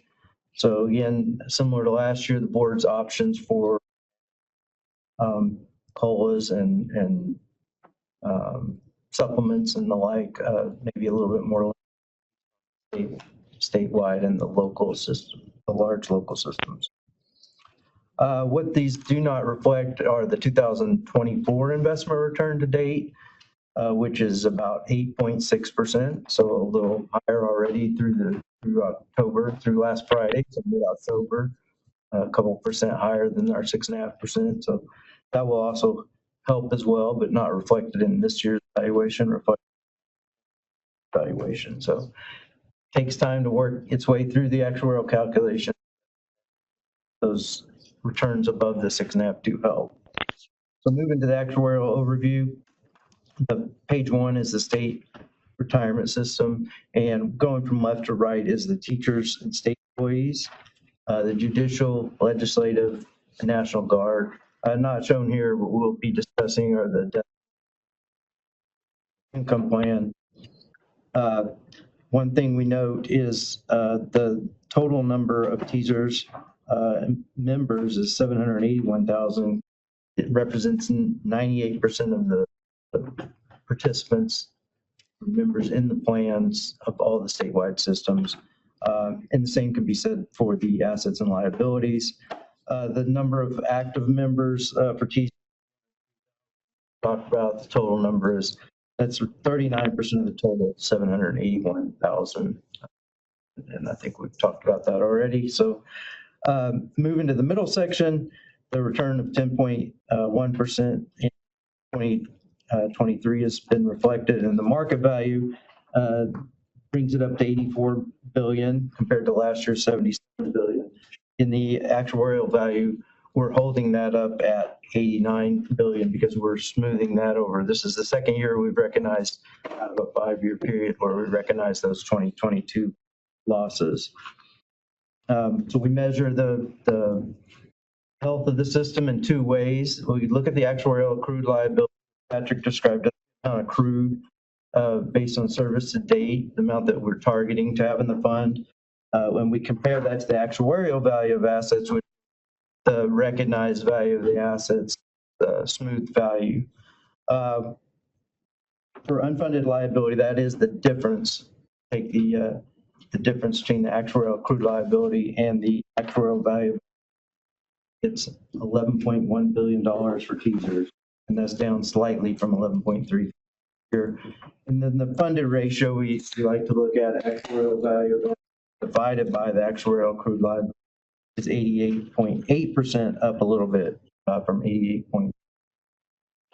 Those higher liabilities and lower funded ratio, well, it's slightly up funded ratio, but lower than we would have expected, are due to the 2 reasons. Patrick nailed it: the continued recognition of that 22 loss and the higher payroll increases than expected. And Mike, without too much detail, if this board had not lowered the assumed rate of return, fundedness of this plan would be in the low to mid 90s. It did not. If we had not lowered the assumed rate of return, the funded level would be a lot higher, but it would not be realistic.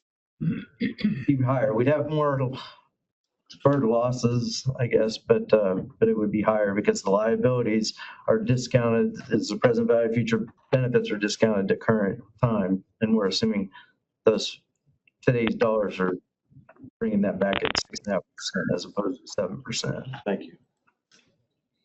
So on the bottom half, the actuarial determined contributions and the contribution rate stabilization policy. Top numbers are dollars, but the bottom amount is board's rate stabilization policy is 17.14% for fiscal year ending 2020, up 0.35% based on the board's policy from 6.79 to 17.14%. We compare that to our new actuarially determined contribution rate, which we'll get into, which is 14.85%. That's a minimum amount. So the policy is still putting in more money than the actuarially determined amount. Flipping over to the local system. This is the locals, and firefighters, and the register of deeds. Again, assets and liabilities in the section are 98% of the local system is with the total of the local plans together. So, excuse me. The funded ratio using AVA is down 86.9% versus last year's 88%. Again, mostly more so on the local side. We saw larger payroll and then continued recognition of the asset losses brings us to unfunded liability of $5.2 billion, as Patrick last year. On the bottom is the fiscal year beginning, or the rates effective July 1st, 2025 for fiscal year ending 2026. The bottom line is the board's policy for stable contribution, or the is a 14.35% contribution rate for employees. Firefighters, that's up 0.75% from prior fiscal year for the policy. For the law enforcement officers, is 16.1%, up 1% from the prior year from the policy. That incremental increase of 0.75 to 1%, what we would expect to be about $67 million of additional contribution requirements going in to LGERS. Just the incremental increase, but the payroll increases that we observed, we estimated an additional 133. All in all, roughly $200 million of additional contribution would be required next year compared to this. And before I forget, because it's all about Mary, Patrick, how much, now that the CBBC is behind us, how much did we collect on that over the years? 100? For since 2015, combining state and local systems, we've collected about $85 million. Probably 4 or 5 million out there to be collected. But there's always just a little bit of a delay in collecting. Okay. Close, coming up on nearly $100 million. That's 2050. Thank you. Go ahead. And then a quick word on the fire and rescue squad workers pension fund. The funded percentage decreased slightly from 104. We did reflect the impact of legislative changes, which $70 to $170 per month, coupled with the member contribution increase $10 to $15 per month. This was the funded ratio being held up was helped out by the rate SCRIS, we call it, the state contribution rate stabilization policy, was much greater than the actuarial determined contributions. The policy calls for $20.8 million in the next fiscal year, compared to what we'll see as a actuarial determined contribution of $1.8 million. So we'll talk about some options that's available to the board to further increase benefits if desired.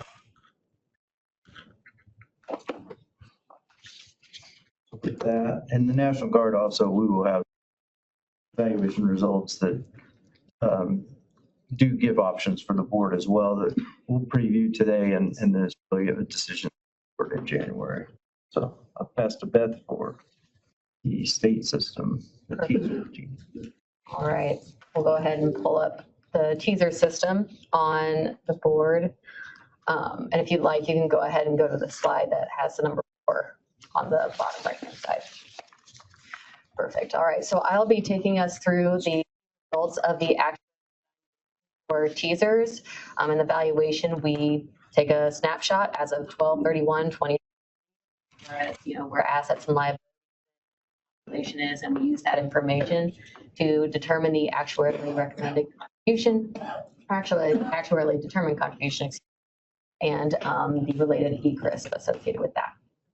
So slide 4 shows you a summary of the headcounts that you have comparing 12/31/23 to 12/31/20 prior year. In the first line, we have the active membership. You'll notice those two numbers look The active population was relatively flat. Basically, anybody who retired, terminated employment is replaced by a new active member. Slight increase in population of 0. We also have there at the bottom line the total people in receipt of payments as of valuation date. You will notice there is an uptick in that number from 240 up to 200,000 people. That is a 2.3% increase from the prior valuation. That is expected just because people are living longer, they're in payment for, and we have people retiring along the way. So the total population increases from 763 people up to 781 people. So this is consistent with expectations, but we do see that growing inactive population. If we move to slide 5, this shows a summary of the historical payroll. So the green bar is your total headcounts, and the blue line is the total payroll that you have associated with those. So you will notice there was an increase reported compensation last year, and there is an increase for this year. In total, payroll is at $16.9 billion compared to $16 the prior year. That's a 4.6% increase in payroll, where we were expecting close to an increase. So this increase in compensation has a couple of consequences. One is that your associated contributions are going to be relatively higher because contributions are determined as a percent of payroll, but there is an increase as well in your liabilities. Pay more than we expected, your liabilities are going to increase more than we expected. So while over a longer period, you're going to have an increase in the dollar amounts of your contributions, you're also going to see an and therefore an increase in your contribution rate as well. All right, go ahead and go to the next slide, slide 6. Yep. John. On the salaries that Margaret asked earlier, due to the, maybe more on the LGERS side than the state side, but due to the 20% undermanned, we have more of our current employees in those systems working overtime. So when you take that that wage into consideration, are we doing that as straight salary, or have you looked at the difference between somebody who may be making $65,000 a year, but because they're working 60-hour weeks, they're now making $95,000? Give a natural progression in salaries that might be time limited if those positions become filled. So as far as how we assume payroll increases over time, we don't get the information to break out, say, okay, well, this was, we'll ask questions regarding reasonability, meaning why are we have so many of these payments, right? But we don't receive a granular breakout of what's just associated with overtime and what's just a merit increase, a promotion, that kind of information. So we do experience studies, right, where we look at inflationary pay increases and merit-based increases, meaning how somebody's pay changes over the course of their career, and we use those trends to set our long, hoping that we capture over the long term how a person's pay moves over time. So that's how that assumption is set, but it's not necessarily broken out that granularly year over year, if that makes sense. So if we were to fill positions and people weren't working overtime, in theory, you have to see the total compensation going down and easing the system. Total compensation, I guess, may not necessarily go down because you're just adding more payroll right into the system. You may see a different trend, though, in how a person's pay changes over time. Do you track it by, at least by employee group? Like, can you divide out firefighters and law enforcement, for example? I guess that would depend on the data reported to us. I'm trying to think of how that assumption is currently set within our, I think it's possible, but it's a matter of how fine you cut it, right? Like, where do we break out those groups and where does it become, like, for example, if it's going to be a law enforcement officer, is it a sheriff versus a deputy? Is probably not going to get that. But as far as different larger employment groups, that is an assumption that can be set by those different groups. I can't remember off the top of my head. Yeah, we have separate data for Yeah. law enforcement, fire and rescue, general employees, alike, but we don't have, different titles below that.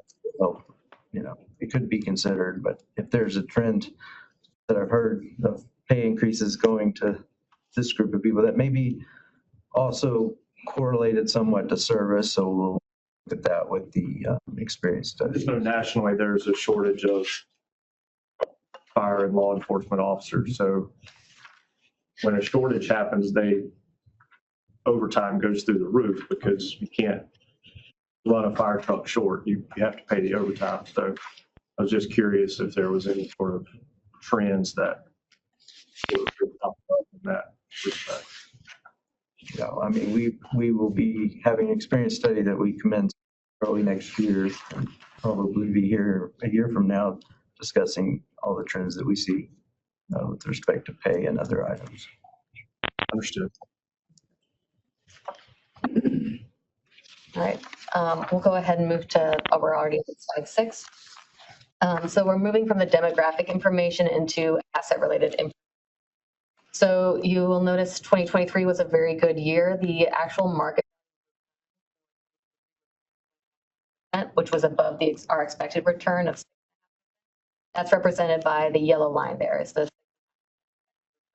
blue line is what was actually experienced. As you know, from every single time we visit you, we smooth out asset return over a 5-year period. So volatility in your asset value and therefore your actually determined contribution. So if we look at this 5-year period, you'll notice 2022 was the rough year. That was a negative 10% plus return in 2022. So when we smooth in asset returns over this 5-year period, moving from last year's actuarial value to this year's actuarial value, it looks like a 5.6, so below the 6.5% expected, which is why you will see recognition of asset losses rather than asset as we're moving through the results of this valuation. You'll notice that there were 4 of these 5 years, asset returns were better than what was expected. So it seemed counterintuitive that just one bad year could be this punitive. Can I stop you there? Because I think that's an important point. You could have gains, but still be recognized investment losses. Right. That's kind of a thing. The point you made earlier, where if you have a 25% loss, don't get a 25% return and then be back to where you were. That's how it works. So another way to think about it is that 2022 asset loss is 16.5% lower expecting, because it was 10% lower, plus the additional 6.5% we were expecting. Even though we had gains. Even though you had gains. And you're also having losses on the gains that you had.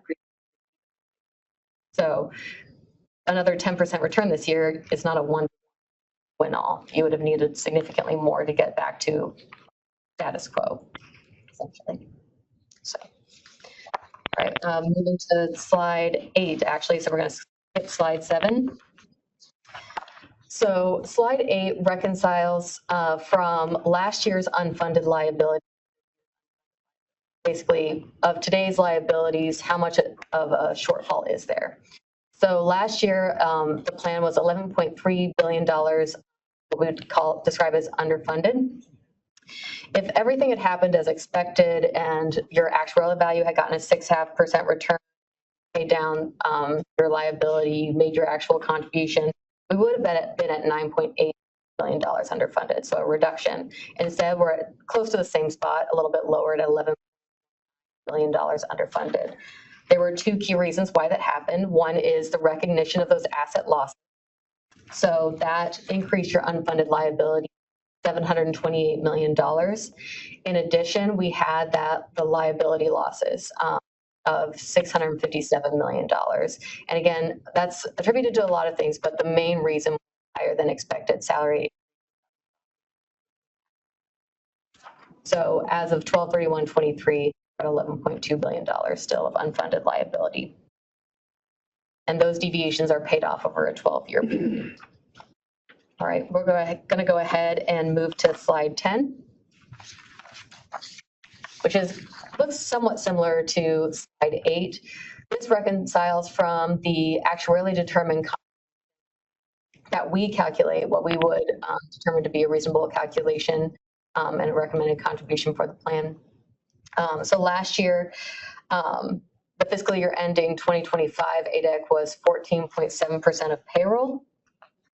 You can see that we had a slight bump up of 0.38% of payroll due to demographic experience, mainly those higher than expected salary increases, and then a 0.5% increase due to investment gains and losses.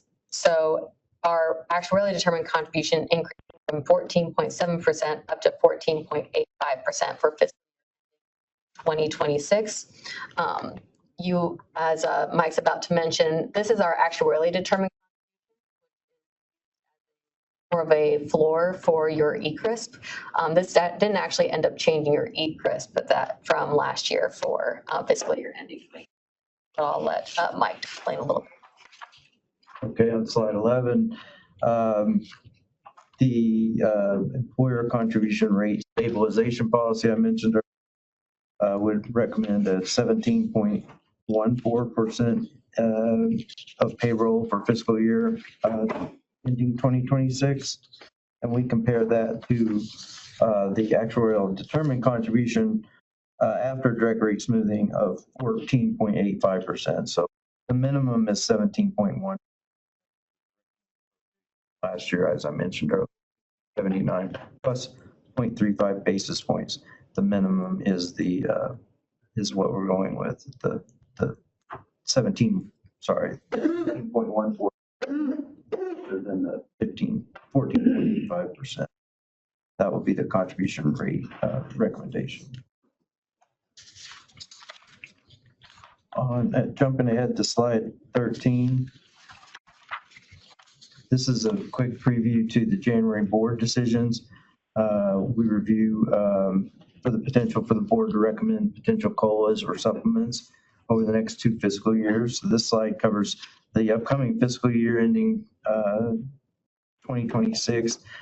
We've covered it. The December 31st, 2020 evaluation results in an actuarial investment loss that we're recognizing.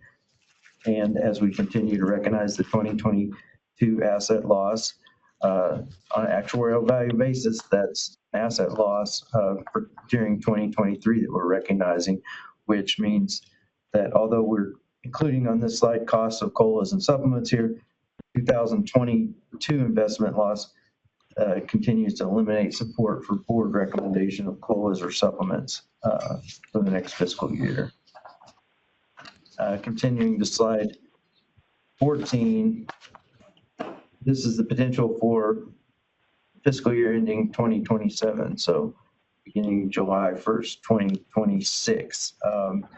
This we estimate, this is based on 2024 returns, and its turnout, state returns are 6% as of last Friday, and we estimate if calendar year 2024 market returns would have to exceed 16.07% for the plan to have an actuarial gain to flip it over to a gain. So unless there's a big rally at the end of the year, it doesn't seem very likely that there will be an actuarial gain when we're here again next year to talk about board decisions that would occur in January of 2026.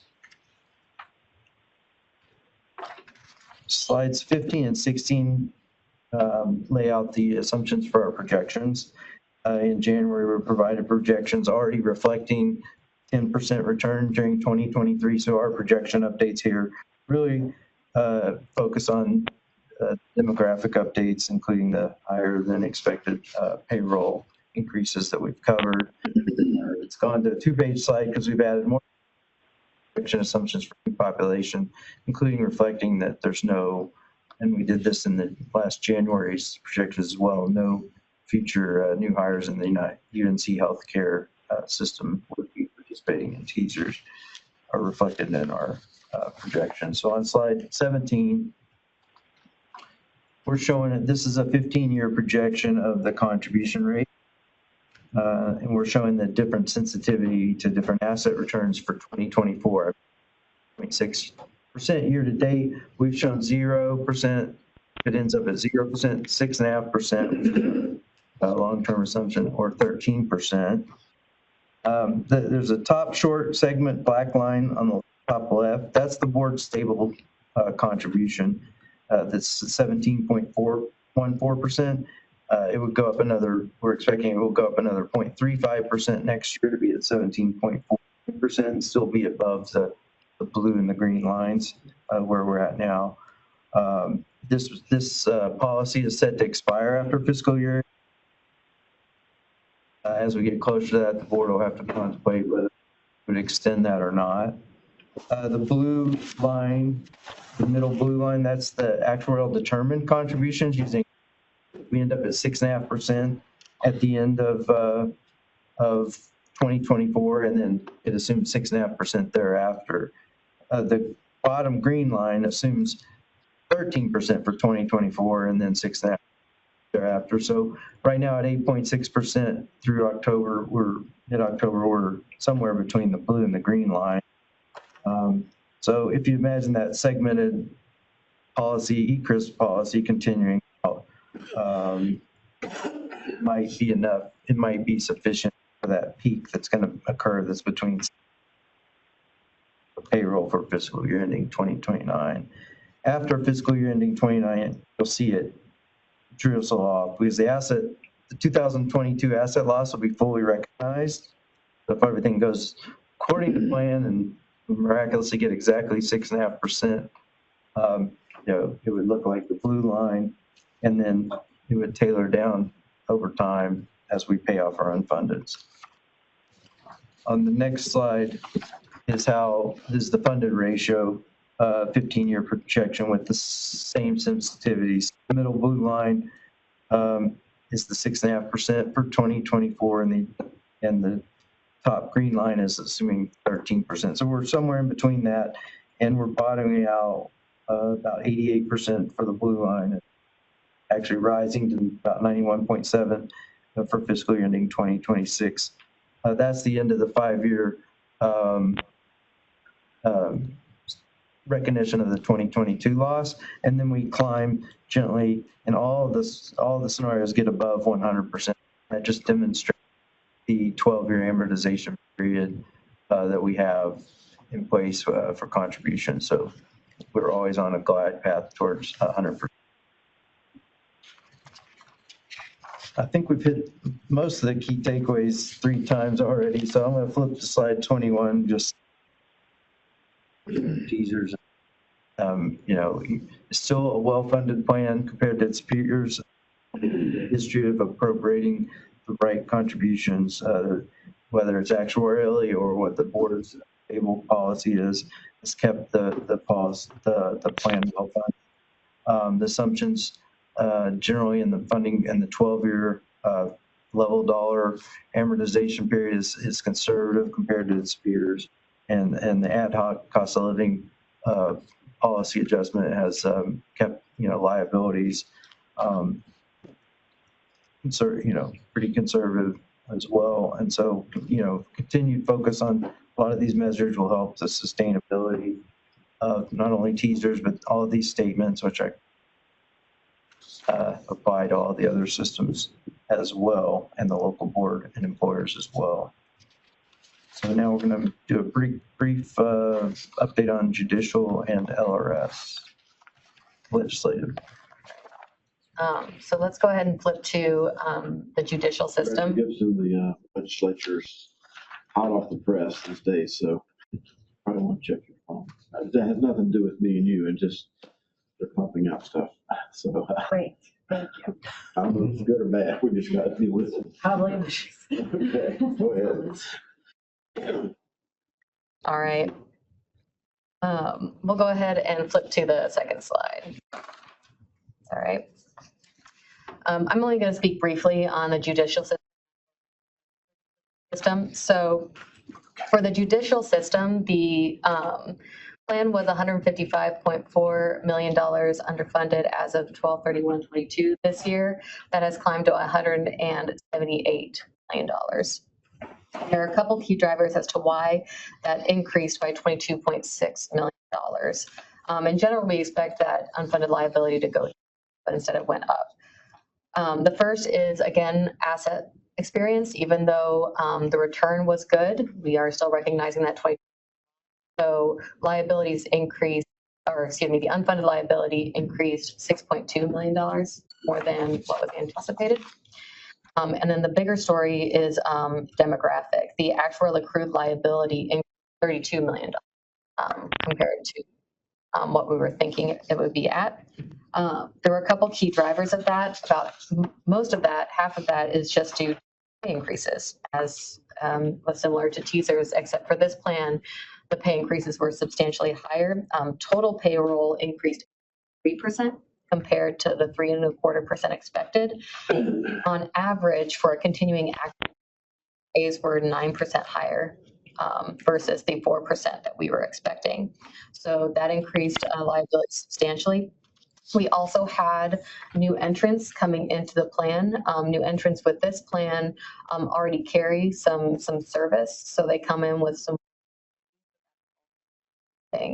our accrued liability substantially to get us up to $168 million on unfunded liability.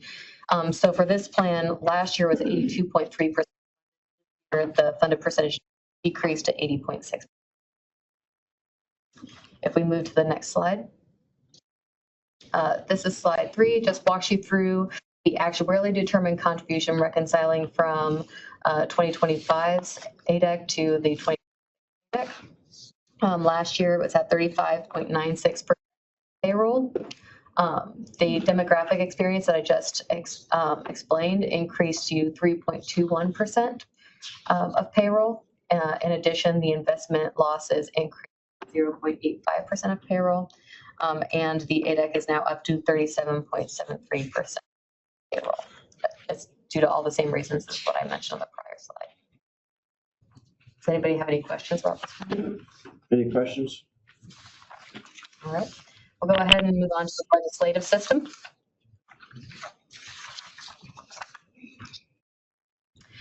All right, and we'll go ahead and move to the second slide. So this plan had a $0.4 million as of last year's valuation. The surplus actually increased to $0.5 million. So rather than being in a worse position, this plan is in a better position. The asset losses increased your unfunded liability $0.3 million, but there was significant help from actual contributions during the year going into a plan that was already at a surplus. So you end up still being at a surplus of $500,000 as of the end of the year. If we move to the slide 3, this just shows the actuarially determined contribution. Last year was up at 19.32%. Given the improvement in the funded status, it has dropped to 18.26%. There was a slight bump up due to the investment losses, but again, that was helped by contributions to the plan, as well as a very slight change in your demographic experience, where we actually saw gains rather than losses. Does anybody have any questions about this plan? Any questions? All right, disability income plan. Quickly on that one, jump to slide 3.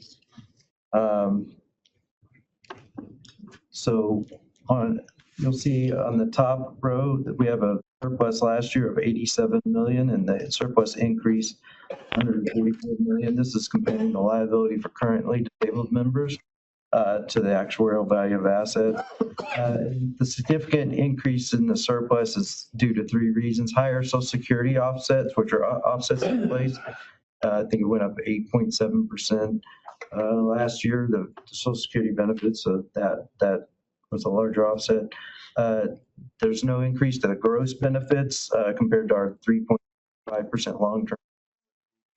And then we received some better data from the retirement systems division with respect to estimated Social Security benefit offsets. And for those reasons, we have not just a surplus increase, but you can see on the bottom part, the actuarially determined contribution rate decreased as well from 0.11% down to 0.7%. Any questions on this one? Hearing none, proceed. Going as quick as I can. All right, we'll go ahead and move to the National Guard Pension Fund. And you can go ahead and go to that second slide for me. Spend slightly more than the judicial plan on. So this slide just shows a head count for the National Guard plan. What I'll highlight on this page specifically are a couple items. First, the active membership decreased by about 5% for this plan. You'll also see a 13% decrease in the second line, the terminated members who are entitled to benefits but not yet that have terminated, aren't yet retirement eligible. A large reason that we see this significant dip in count is due to the mortality review that was done on this population, just cleaning it up and understanding who is still around to receive their benefit. So there were 417 records in total that ended up being removed from the population that was there as of 12/31/22, who were found to have been deceased and no longer do anything from the plan. So that helped reduce that head count by a significant margin. And so we see the total membership in this plan decrease by about 400,000 people, or 400 people, excuse me, sorry. But still in a TSERS mindset. If you could move to slide 3 for me. So this plan was also at a surplus million. It has decreased to a surplus, or rather increased to a surplus of 36.6 million. So meaning that we actually saw more losses rather than gains for this system. A couple things that I will highlight as to why that happened. First is, again, we have that asset loss. It's the same story as it is for the other plans. So we see a 1.9 million increase in the unfunded. The other key line item here is a $500,000 loss, or rather the increased ability due to demographic experience. So even though we removed a significant number of people from that deferred vested group, we did have some refinements to reflecting those that are over 60 who are deferred vested, who are due benefits retroactively back to age 60. So that increased your unfunded liability because it added some liability in there to reflect those back payments that are going to be paid to them without interest. So we're now at a $36.6 million surplus as of the end. All right, if we move to slide 4. Excuse me. So the actually determined employer this plan was $0 last year. And we see this change from, excuse me, $0 to $0 as of the end of the year. Where basically last year, if we hadn't had this $0 floor, it would have been $0.3 million credit. Essentially now, as of the end of the year for 2026, we have a $2 million credit. So there were increases to that recommendation, technically background, but effectively has not changed. Oh, thank you.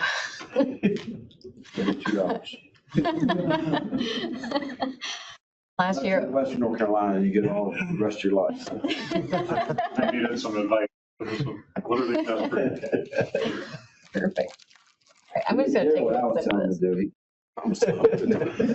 do. I speak Patrick better. So if we go ahead and move to slide 5.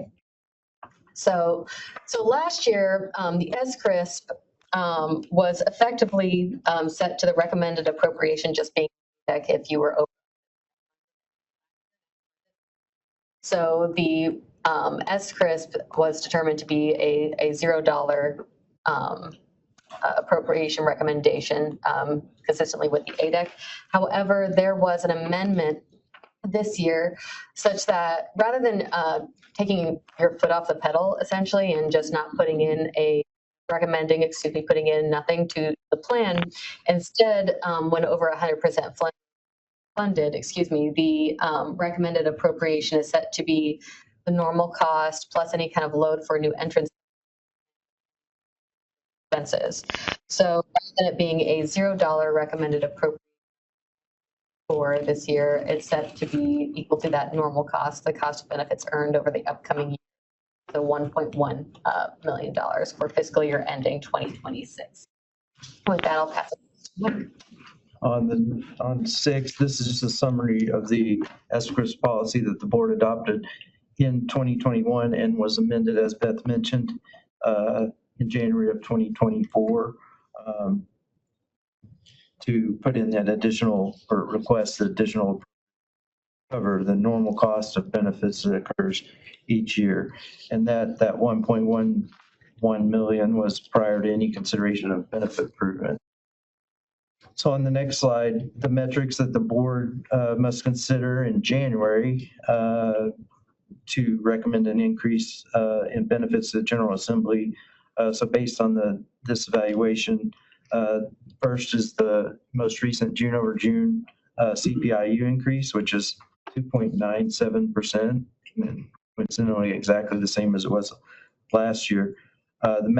Based on that, the maximum the board could approve for benefit increases is $105 benefit, or $210 to $108 and $216 after 20 years. So, and that would be applicable to current and future retirement. But provided that the benefit increase funding requirement is included in the appropriation. So we looked at each of the $1, $2, and $3 improvements. It appears that the board's policy, the benefit increase funding requirements, would allow for that up to that $3, with the only additional appropriation we think being appropriate would be the $6,057 increase in cost under age, that if the members receive $3 more or $6 after 20 years, the more that would increase the normal cost that's part of the TSERS. But other than that, the board is can approve up to $3, or recommend up to $3 increase with just a little bit of additional appropriation. Any questions on National Guard? We'll get into that more in January. I want to thank John and for his efforts, and our staff for cleaning up the roles of the National Guard. Also, Josh and Kevin Gordon and so many others who also working with me over the last 8 years to do the exact same thing for firefighters. So a lot of that stuff is now baked into these reports you're seeing. So thank you.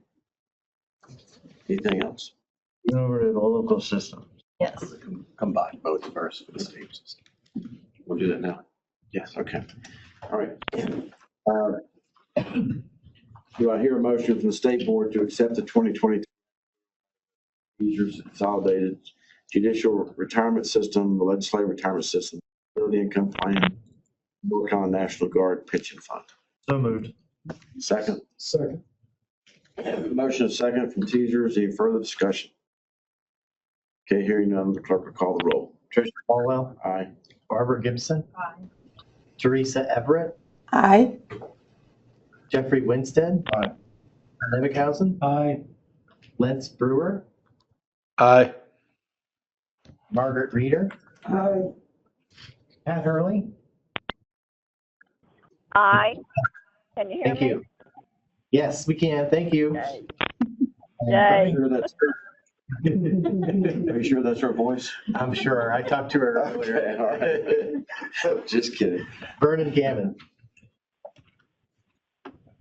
Oh, step down. Okay, Ms. Isler. Okay. Thank you. Local systems? All right, we'll go ahead, excuse me, and flip on over to slide 4, walking you through the membership of this system. So a couple items I'll point out for the membership of TSERS. So this population also increased from 320 to 335,000 people. Your active membership actually increased substantially. So it's a 4% increase from prior year, from 136,000 people up to 141,000 people. Your retired group down there at the bottom only increased So people actually in receipt of payment. So from that perspective, the active membership outpaced the people in receipt of payments. So we did see a significant uptick, in this active population. But it's still upside down in terms of what I said. Still earlier. upside down in terms of the total inactives. So if you sum those last two, still outpaced. Yep. So if we move to slide 5, so we saw that significant increase in the active population. We well in the total payroll associated with your active membership. So there was a 10.9% total payroll increase versus the 3.25% we're expecting. So that's just based on pure aggregate information. If we look at just your group that was continuing that were hired over this prior year, on average, they experienced 11.3% increase compared to the 6.1% on average we would have expected based on merit and all those other items. So I'm going to stop you. Clerk, would you ask Mr. Gammon his vote on the motion that was made about accepting the actuarial report? How would you like to vote? Yes. He reported his aye. Proceed. Perfect. Alrighty. So that's really the key highlight, I would say, of this information. I will point out, which was consistent with, well, you'll notice that pay increases were relatively flat over 19, 20, and 21. That's pretty consistent with what we've been seeing just in like catch-up pay increases as well as a result of that. So I'll go ahead and move us to slide 6. Story to TSERS. There was a 10.1% asset return for the year, but we're still making more asset return in 2022. So for this plan, on an actuarial basis, it looks like a 5.6% return. So we are recognizing assets in our reconciliation of the unfunded liability and in our calculation of the actuarially determined contribution for the general employees. Right. We'll go ahead and skip on over to slide 8. So walking us through the unfunded liability for LGERS. So last year, the plan was $4.4 billion, $5.2 billion. We would have expected to be at 3.9 roughly billion, just if everything had gone smooth sailing. But unfortunately, we did have that asset loss, which is increasing the unfunded liability $200 million. And then even more so than that, the actuarial losses that we experienced of $921,000, $921 million, excuse me, mainly caused by those higher than expected salary increases, really bumped up that unfunded liability. You'll be able to see the impact when we calculate the actually determined rate. So if we move to slide 10. So last year, the actuarially determined employer contributions were at 12.66% for general employees, firefighters, and 14.6%. As a result of the investment losses, the actuarially determined contribution increased 0.46% of payroll for both of these groups. The demographic losses had a similar impact for all these groups. So for general employees and firefighters, it was an increase of 0.5% of payroll to your actually determined contribution. For law enforcement officers, similarly, it was 0.47%, so only slightly lower. So we land at 13.9% employer contribution for general employees and firefighters for fiscal year ending 26 and 16.07% for law enforcement officers. All right. And if we go ahead and move to the next slide. So this walks through the risk for law. So the 14.35%, which was shown in last year's report, is not more than 1% from the actually there. So for general employees, the ECRISP is set at 14.35%. And then for law enforcement officers, it's set at 16.1%. All right, with that, I'll go ahead and pass it on over to Mike. The next few slides, similar to teasers as a preview to January. We've talked about that there's no investment gains available, continue to recognize the 2022 investment losses, so that eliminates support for board authorization of supplements for next fiscal year ending 2026. And then similarly on the slide 13 for fiscal year ending 2027, year-to-date returns are 8.6. We'd need to get to 15.87% to have it, to flip the switch to gain at the end of 2024. So it seems very unlikely that returns would be that high. And then to pay for a whole COLA, it'd have to get to 19%. Whole 1% COLA. Could you just say that again a little bit more clearly, that we'd have to earn? So for 2024, asset returns are year-to-date are 8.6%. We'd have to end up at 15.87% for calendar year 2024 in order to be able to authorize a COLA for fiscal year ending 2027. So starting July 1st, 2024 supplement. Have any money available for that. And the 19% number was? If you want to pay for a full 1% COLA effective July 1st, 2026. I want to say that right. You'd have to get a 19% return, so 10 more percent return for the last 2.5 months.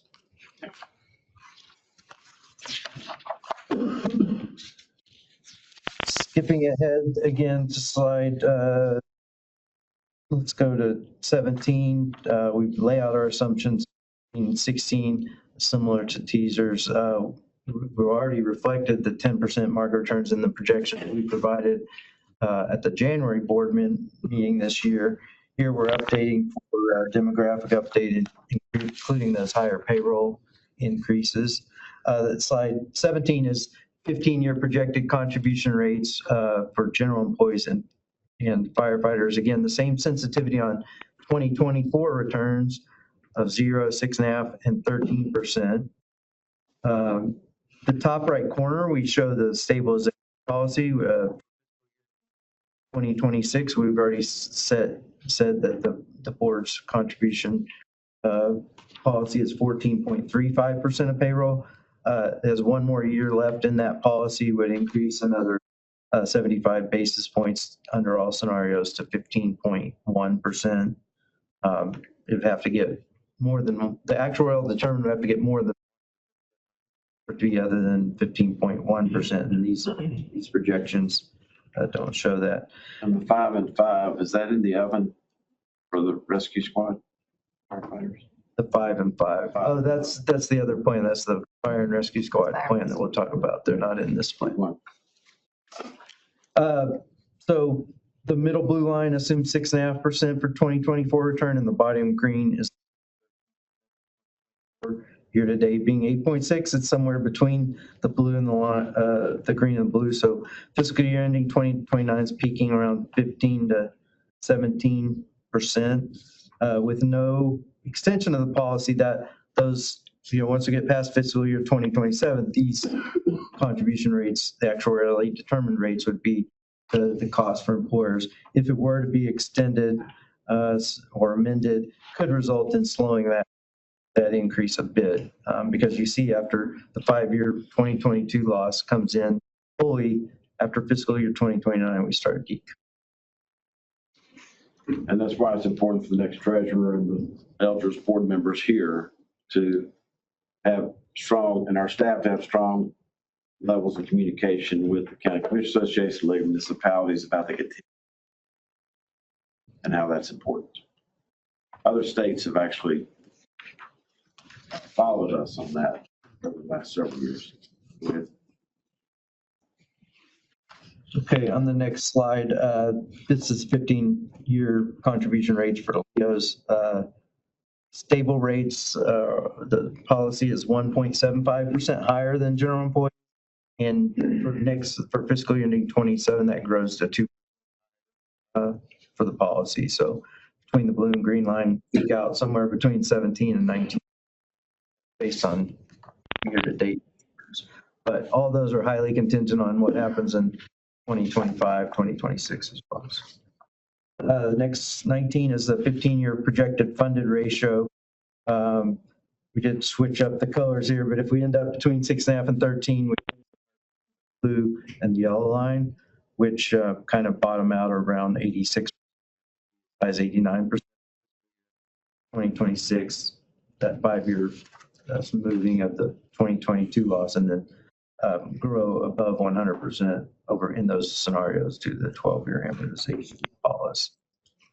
Any questions on LGERS or these projections? Any questions?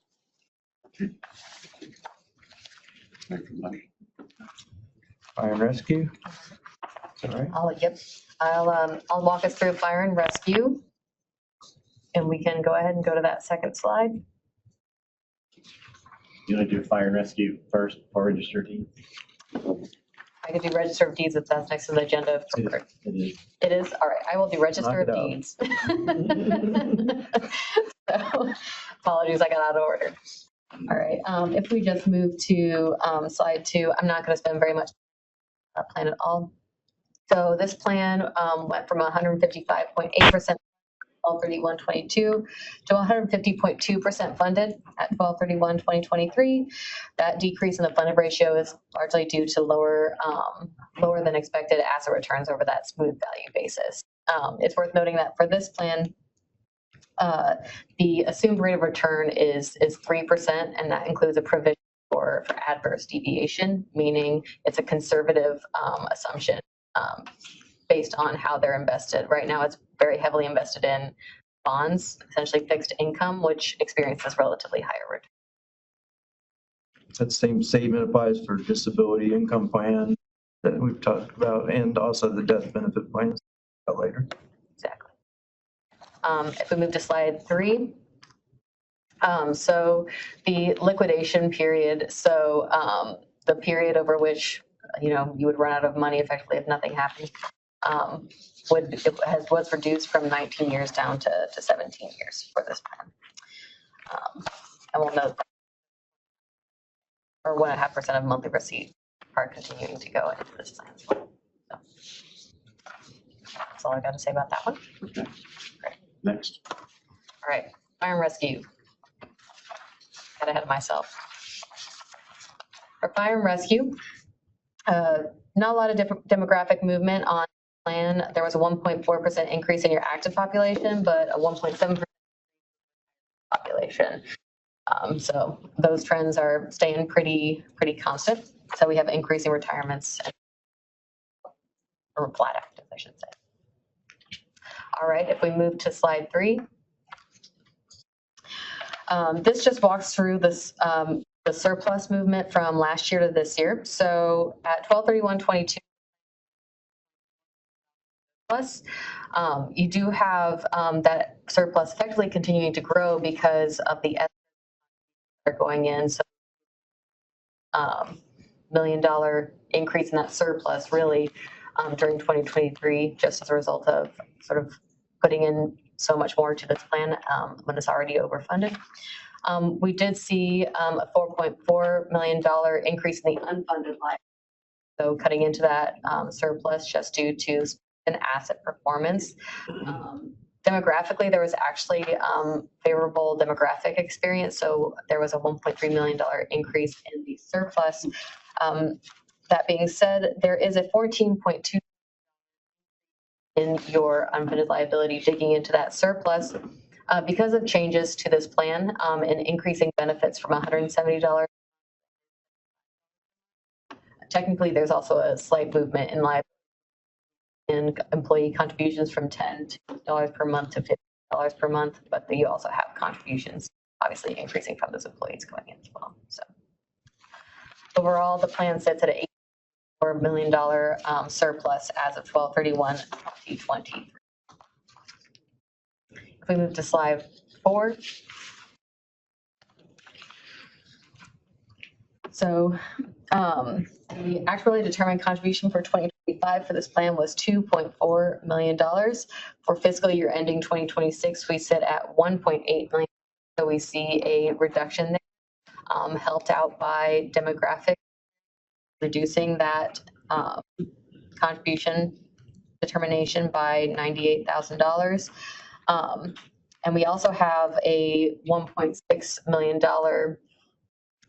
reduction in your actually determined contribution just due to excess contributions that are going into this plan. The plan changes increase actually determined contribution by $764,000. So, all right, and if we move to slide number 5. This is a summary of the SCRS that was put in place by the board, adopted in 2021. The minimum contribution rate under the SCRS for fiscal year ending 2026 would be $20,752,208. This is the greater of the actual determined contribution, which is in the prior year fiscal year ending 2025 recommendation of $20,402,208 plus $350,000 per the policy, and that's prior to any benefit improvement. Similar to fire and rescue, no. Similar to National Guard, well, this is fire. The recommended increase can be no greater than 2.97%, and these will be there must be sufficient funding to meet the benefit improvement funding requirement, and there's a goal of splitting member and state contributions 50-50 cost portion of the benefit. So on the next slide, we show that the 2.97% June over June increase in CPI allows for a maximum benefit improvement of $5. Remember, we went from 170 to 175, so 5 to 180 if the maximum benefit improvement were recommended. And it appears that the board's policy, this benefit improvement funding requirement, would allow that up to that $5 increase with no additional appropriation recommendation. The recommendation is way larger than the actuarially determined contribution, so there would be room for that. And then notably, if any of these contribution rate increases from 175 up to any of the amounts up to 180 were recommended, none of those increases would trigger a required member contribution. That would remain at $15 per month. Questions? Hearing none. Do I have a motion from a member of the local board to accept the 2023 actuarial evaluation for LGERS, registered deed, supplemental pension fund, and the firefighter and rescue squad pension fund? Thank you. Second? Second. Sure. Motion second being made. Any further discussion? As we close this part out, I want to say regarding Hurricane Helene that 76% of the fire protection of this state is being provided to us today by volunteers on a land mass basis. And you can see what's going on in these communities and the heroics of the local volunteer fire departments. You'll fully visualize that in so many instances, these are these stations and these people are the glue that's keeping these communities together. In Landis, where I went up and volunteered, they had a 12-ton fire truck floating down the middle of. That's a heavy fire truck. But some good common sense mechanics went into not the avionics, but the electronics and the engine and all, and I heard it run a week or so later. So just want to put a shout out to all the volunteer firefighters across North Carolina. So, clerk, call the roll. Treasurer Falwell. Aye. Homer Dearman. Aye. Teresa. Aye. Jeffrey Morse. Aye. Lance Brewer. Aye. Matthew Calabria. Aye. Melody Reagan. Aye. Pat Hurley. Aye. And Bernie Gammon. Okay, all right. All right, motion passes. And our last report, I presume? One more. Benefit plans on slide 2 shows the summary results of the valuation compared to the prior year. Shows a surplus or deficit for each of the death benefit plans. Side by side, the TSERS death benefit plan surplus 140.4 million. The LGERS death benefit plan increased from 65.7 to 68.3. Separation in insurance benefit plan for law enforcement officers increased 3.1. That was kind of on our watch list last year, but at least moving in the right direction. Assets are invested in bonds, so bond returns have been pretty good over the last few years, which is why these deficits have, these surpluses have improved. The retirees contributory death benefit, which we have a few slides about, is the it's in a deficit situation. The deficit's increased from 227.4 to 233.6. And so we continue to have a deficit. It's a slight increase, mainly due to demographic experience. Should be noted, we noted earlier about the current valuation rate is 3%. That was by itself at the time that was said, it was reasonable, and it is still reasonable knowing that there's some there. Rates are currently up, but coming down. So we have an experience study coming, and that valuation rate would be part of that experience study, studying it for the long haul. If it were to increase, it might improve the deficit a little bit. On slide 3, we can see the history of the deficit. 2020, 21, and 2022 had asset performance that was not so good. This year, we had better asset performance, but small demographic experience helped the deficit grew it just a little bit. Jumping ahead to slide 5, we still have that deficit. Did a study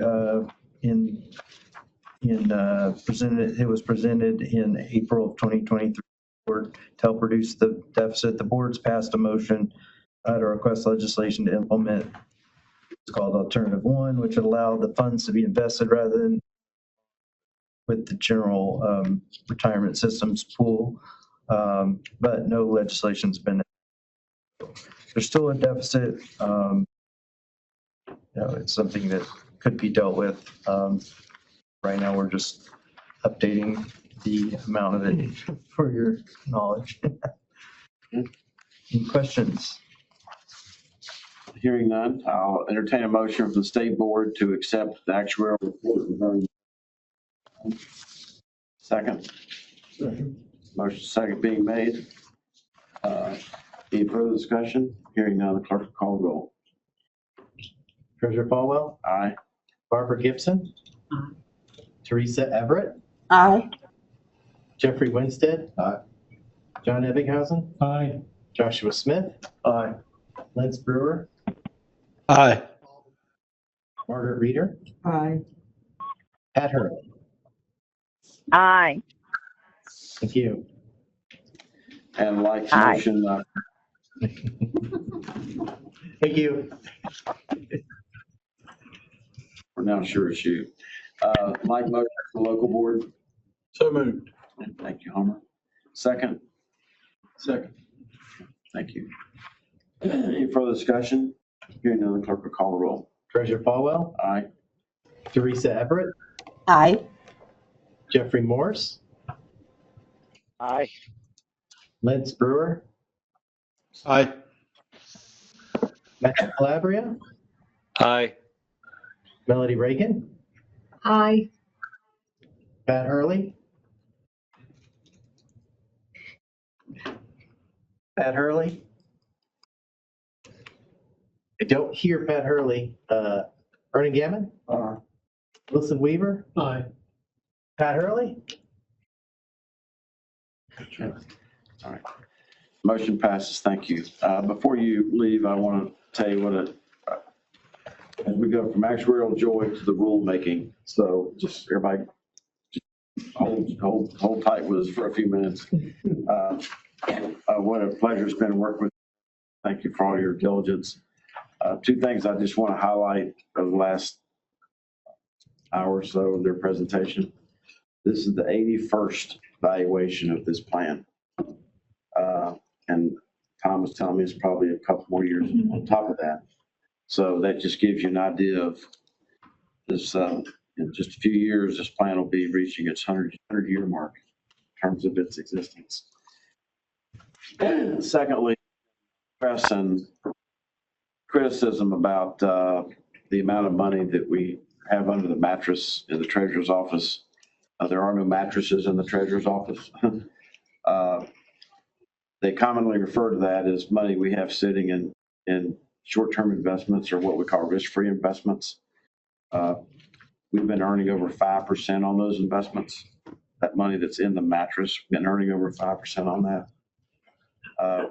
We're never going to be a swing for the fences plan, but the reason I wanted you to highlight the 18 or 19%, that even if you took that money that's in the short-term investment fund, which is earning over 5%, even if all of that you swung for the fences, based on the returns that we have experienced, you still wouldn't be where these folks say that we're supposed to be.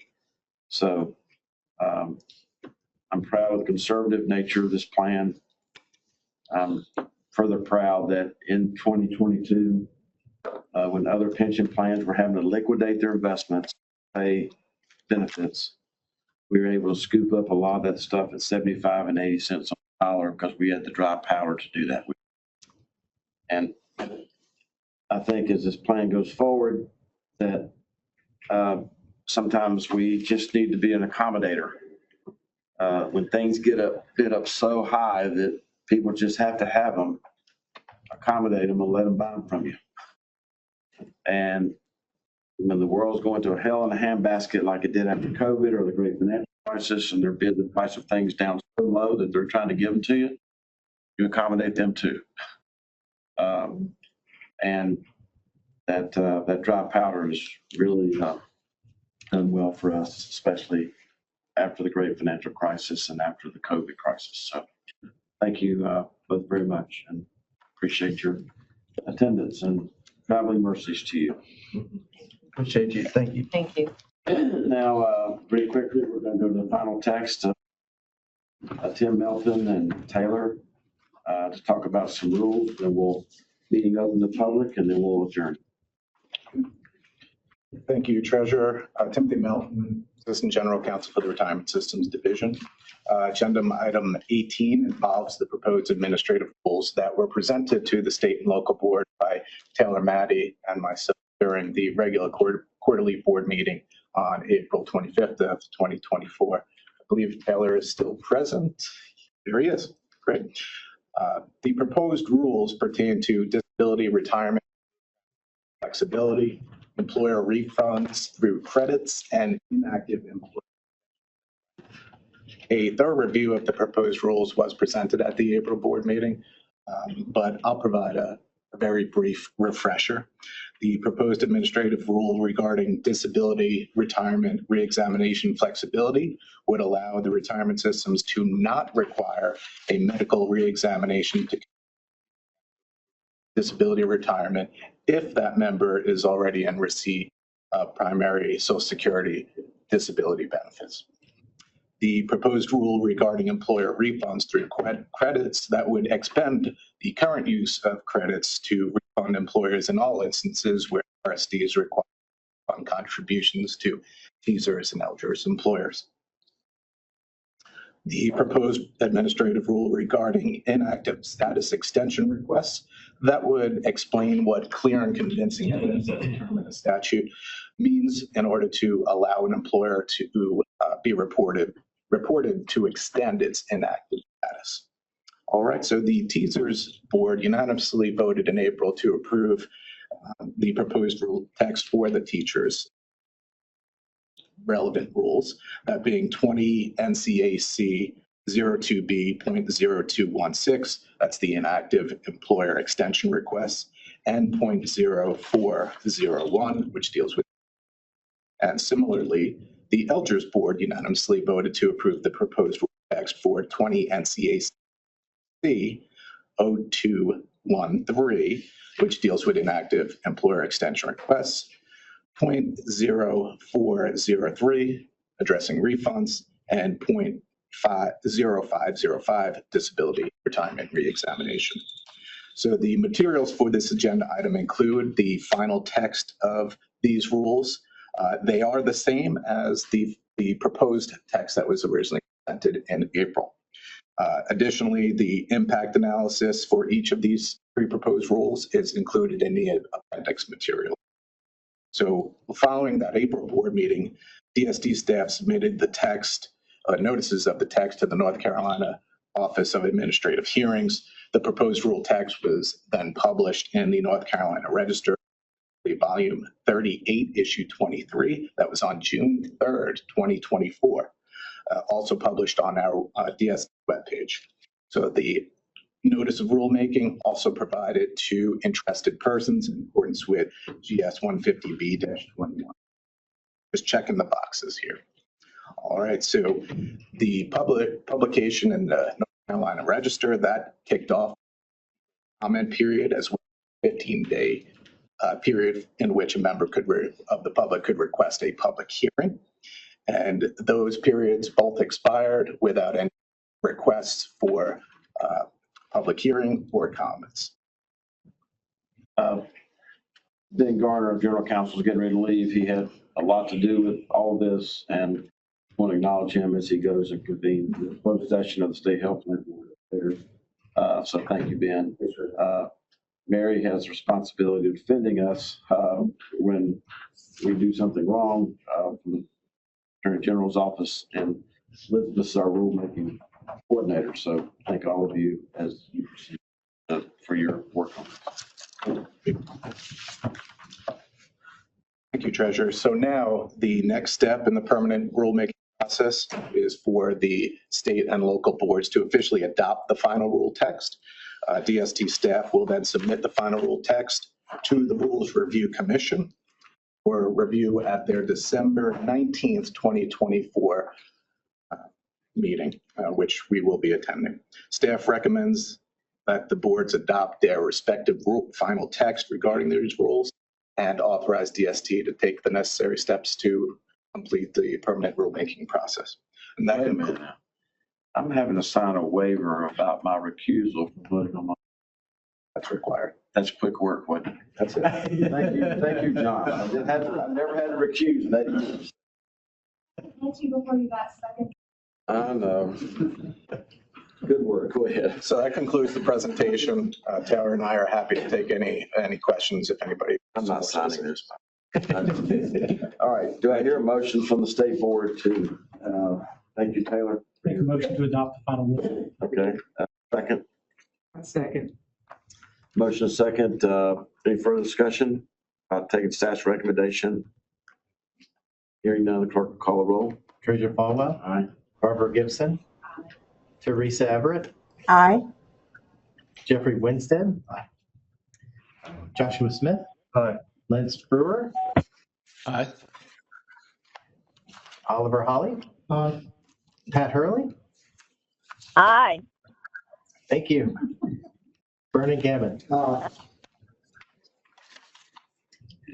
Thank you. And like the motion from the LGERS board. So moved. Motion made, Jeff Morris. All right, Jeff. Second. Vernon, second. Any further discussion? Hearing none, the clerk will call a roll. Treasurer Falwell. Aye. And Bob Zine. Homer Dearman. Aye. Teresa Everett. Aye. Lance Brewer. Aye. Matthew Calabria. Aye. Melody Reagan. Aye. Pat Hurley. Aye. And for the record, I've been on here all the time and I voted and heard myself. Y'all didn't hear me. Vote count, I voted aye. Only in Randolph County. I know. I'm on the road. We got you. Wilson Weaver. Okay, thank you. Hard coming after Pat every time. It's Will. All right, motion being made. Down to CBBC, not to be confused with CBC. So go ahead. Yes, thank you. Very brief informational update this morning. By statute, the contribution-based benefit cap or anti-pension spiking laws can only apply to retiring members if their 4-year average greater than or equal to a certain amount. So if their 4-year average is greater than or equal to that, the rules might apply to them. But if it's less than that, it definitely does not apply to them. We call that amount the threshold for purposes of administration. And the threshold was set by law at $100,000 in 2015. It goes up every year with inflation. The year that we're in right now, 2024, it was $130,764.73. So somebody whose 4-year average compensation is below that 130,000, these rules definitely don't apply to them. Next year, the inflation numbers are in for next year. So it's going to be a 3% increase in that figure to $134,687.60 for retirements effective in 2025. And that's the update for this morning. Any questions? Thank you. So just to be clear, the pension spiking rules do not impact people who make less than these thresholds that were just. Thank you. Now we're down to the public comment section. Flint Benson from Scenic had signed up for public comment, but texted him. He's down at the General Assembly, but you have the floor, sir. Thank you. Thank you. I'm Flint Benson, but I'm Chris Haley. I'm one of the senior. On behalf of Scenic and Flint, we want to thank you for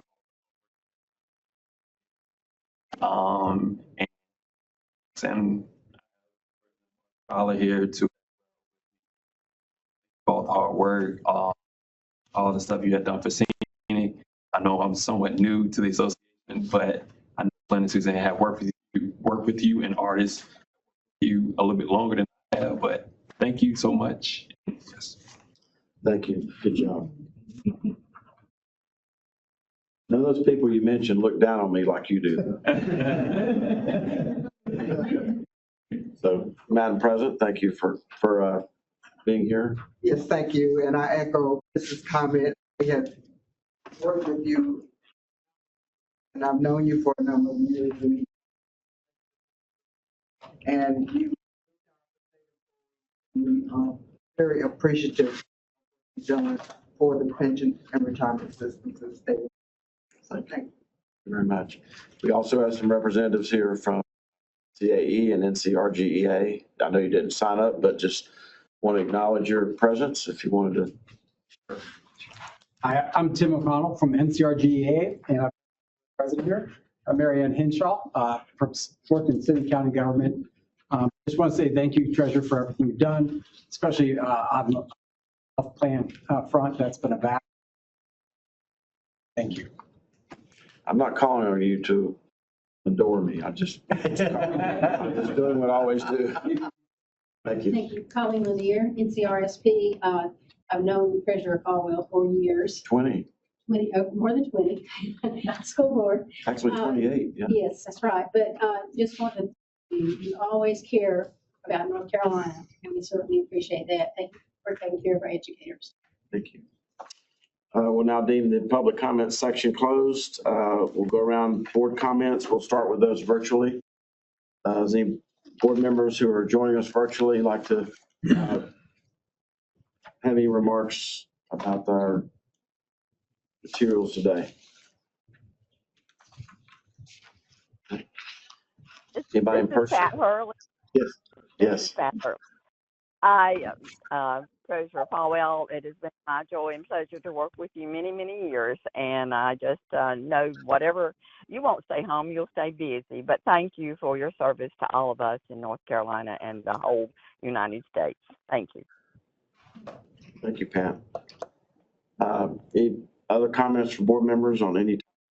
Mr. Chair, if I may, first of all, I want to thank you for all your service. Enjoyed the time being on this board, getting to know you, getting to work with you. Even in my previous role, the work that you supported smaller counties like Terrell County to make sure that some of our biggest economic prisons, those things were being attended to in the work that you did, not only for the school system there in Terrell, but the local government. So thank you for that. As an educator, you know, I can't close out the day without recognizing our principals, as October is Principal Appreciation Month.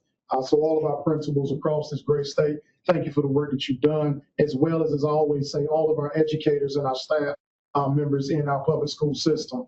Thank you for all that you do. If you're on your way on the eastern part of this great state, feel free to stop by Dare County and Bertie County. I want to shout out my superintendent, Mr. Steve Bass Knight and Dr. Otis Smallwood in Bertie for their work. Otis has a wonderful program highlighting our students around working to get free lunch for all. And so that team has been working there. And in Dare County, our CTE program, we are building a plane right in the shadow of the Wright Brothers Memorial. So First Flight High School students in our CTE are building an airplane that will be flying.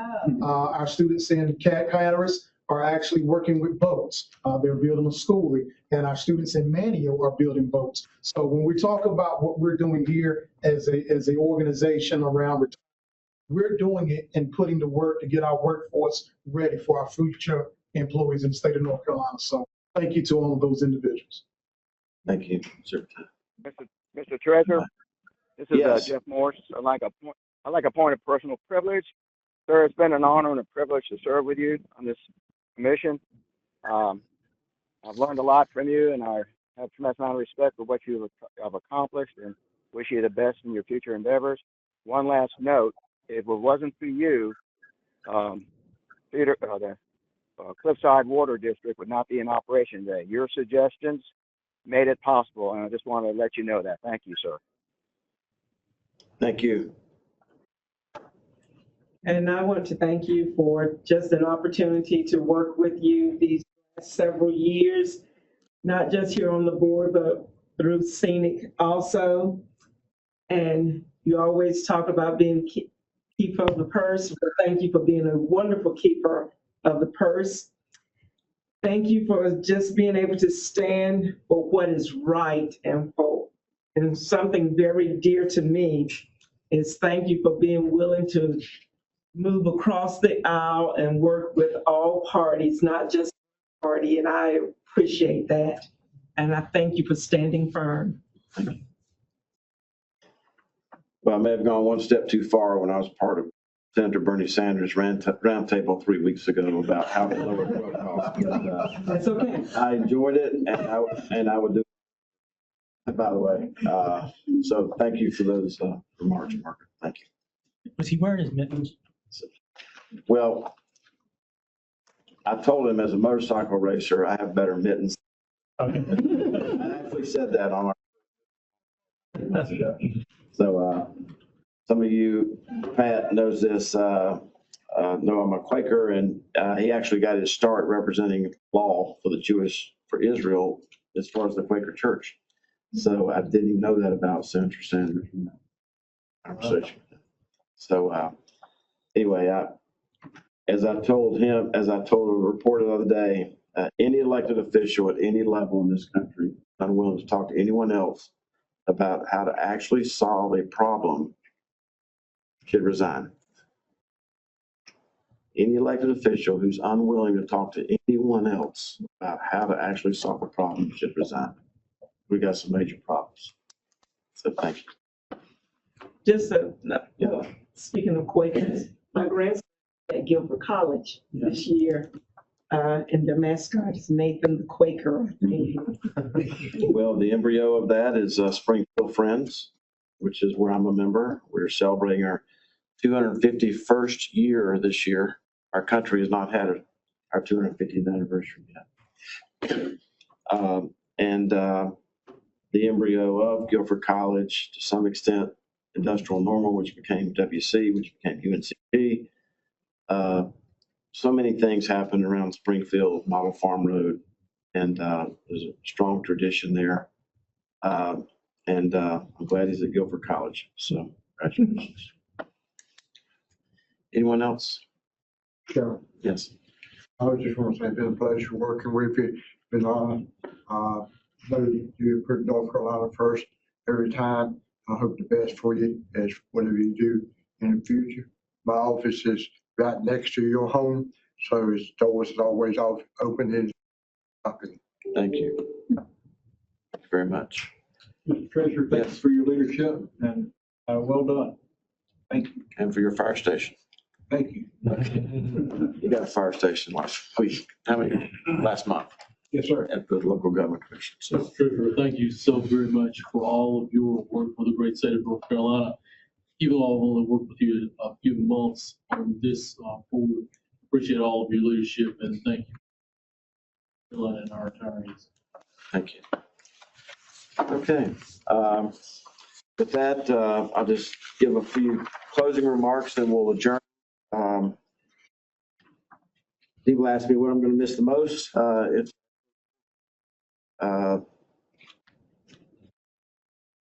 Some of you have heard this before, but the untold story of the success of the unemployment trust fund, paying off the debt, building a surplus. You can talk about the legislation, you can talk about the employers paying in the payroll tax, but the untold story is the state employees who worked at that division, who had great ideas about how to do it the right way. And as inelegant as this sounds, at that division, we sucked. We paid money to people who didn't deserve it, and we couldn't get the money to people who did. So I built up a real culture working there with those state employees, and that's sort of transpired over to here. Word travels fast. You never want to ride in the car with the treasurer because he only puts 50 cents worth of gas in his car at a time. So that way nobody ever asks you to take them anywhere. That's how you get rich in life. What are you talking about, Oliver? Don't be shaking your head. I'm pulling up some of your stuff. And nobody ever asked me to eat my food because they don't know how long it's been in the back of the car or how long my theory is if as long as it's been refrigerated, as long as it's been cooked, it's fine with me. But more seriously, we have stood tall as far as not picking and choosing. We've lost with nearly 1 out of 10 adult North Carolinians on these associated with these pension plans. There's only 2 groups that I ever allowed to break in line.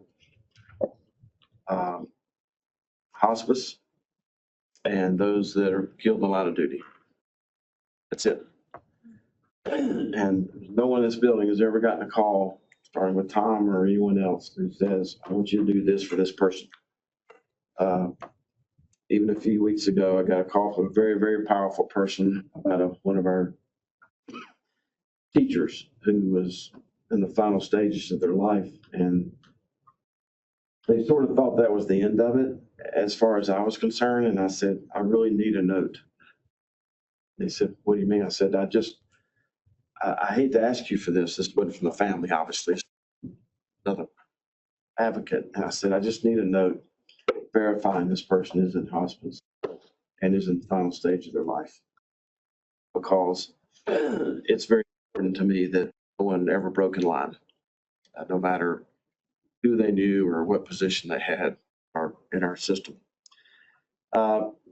As I said earlier, I'm cleaning out my office and lots of things that I want this board to consider going forward. Lots of reports, new solution giving defined benefit contribution plans, greater financial flexibility. This goes to retirement readiness. This is not this board. But when you talk about the employment crisis, when you talk about possibly losing public servants to local governments, North Carolina does not have a 401, 457 for their state employees. This is a partial list of the state, of the local government entities that have them for their 401 and 457 plans. Some of these are up to 5%. My point of saying that to you, if our state's really serious about retention, retaining, competitiveness, what we put forth this year is a $25 match proposal. You may say, what does that mean? That's $158 million.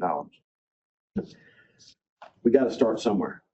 We got to start somewhere because the contribution rate, the participation rate between our TSERS members and our local members is 50% difference. People are 50% more likely to contribute to 401 to 457 if they're a local employee versus the state employee. And it comes right down to that match. So I think that's something this board needs to worry about, how we actually get that done at some point.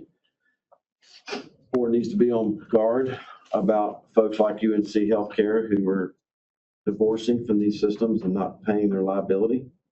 It's a $1 billion liability on the state health, $30 million.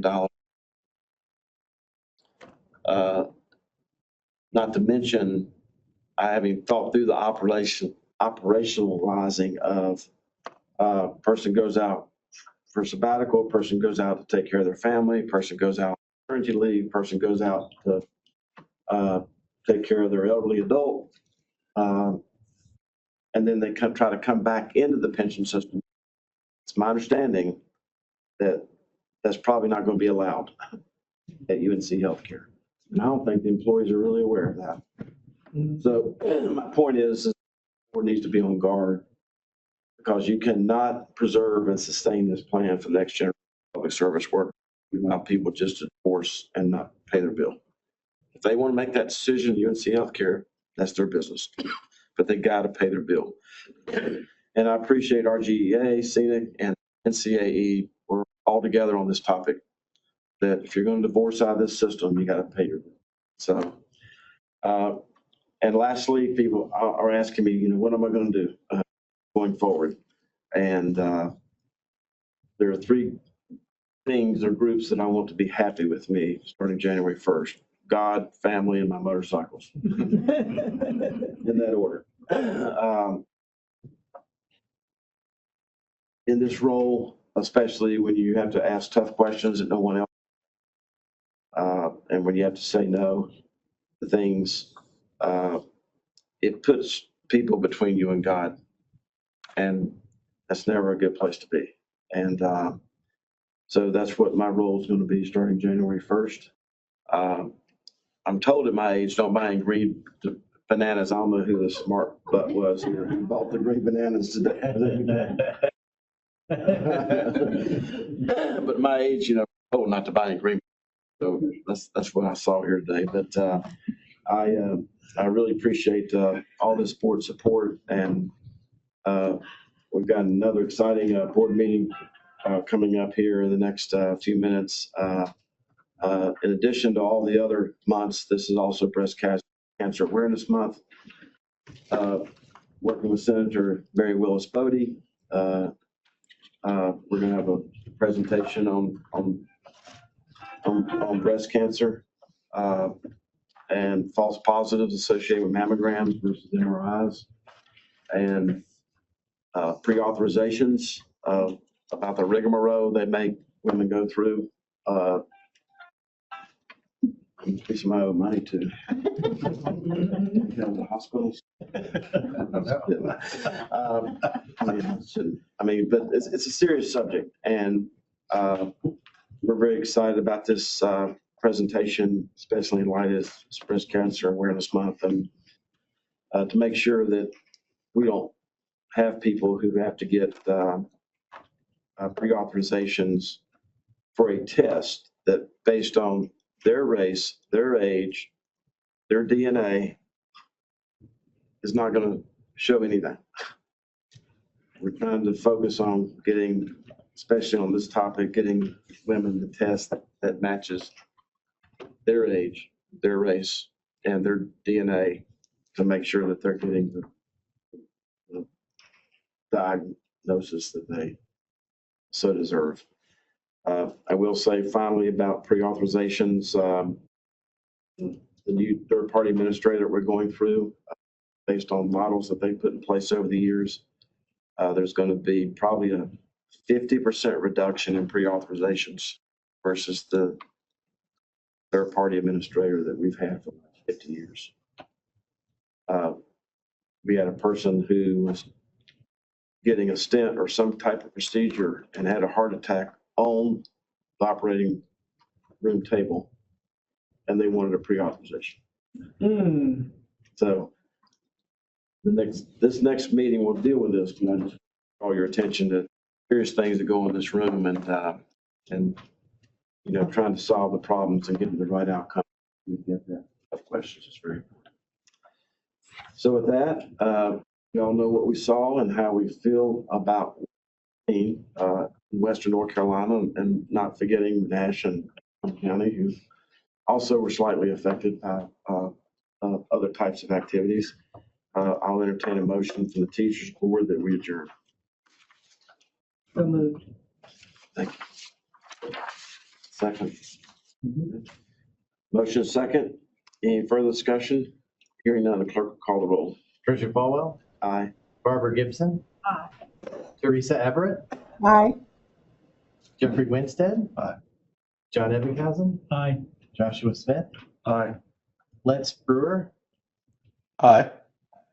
Pat Hurley. Aye. Aye. Thank you. Vernon Gammon. You sound like a pirate, you know. Or a sailor. I'm in a car with my sisters. Was that I or ARG? I said, I'm in a car with my sisters. Going. Oh, I've met them before. You got the posse there. So, thank you, Teachers Board. It's been a pleasure. And now I'd like motion from the Elders Board. Motion. Okay. Second? Okay, thank you. Motion second. Any further discussion? Now the clerk call the roll. Treasurer Falwell. Aye. Homer Dearman. Aye. Teresa Everett. Aye. Jeffrey Morris. Jeffrey Morris. I don't hear Jeffrey Morris. Let's Brewer. Aye. Matt Calabria. Aye. Melody Reagan. Aye. Pat Hurley. Aye. Vernon Gammon. Thank you, and I'm honored by your resolution, and the state and the local teachers and state employee retirement system and local government employees retirement system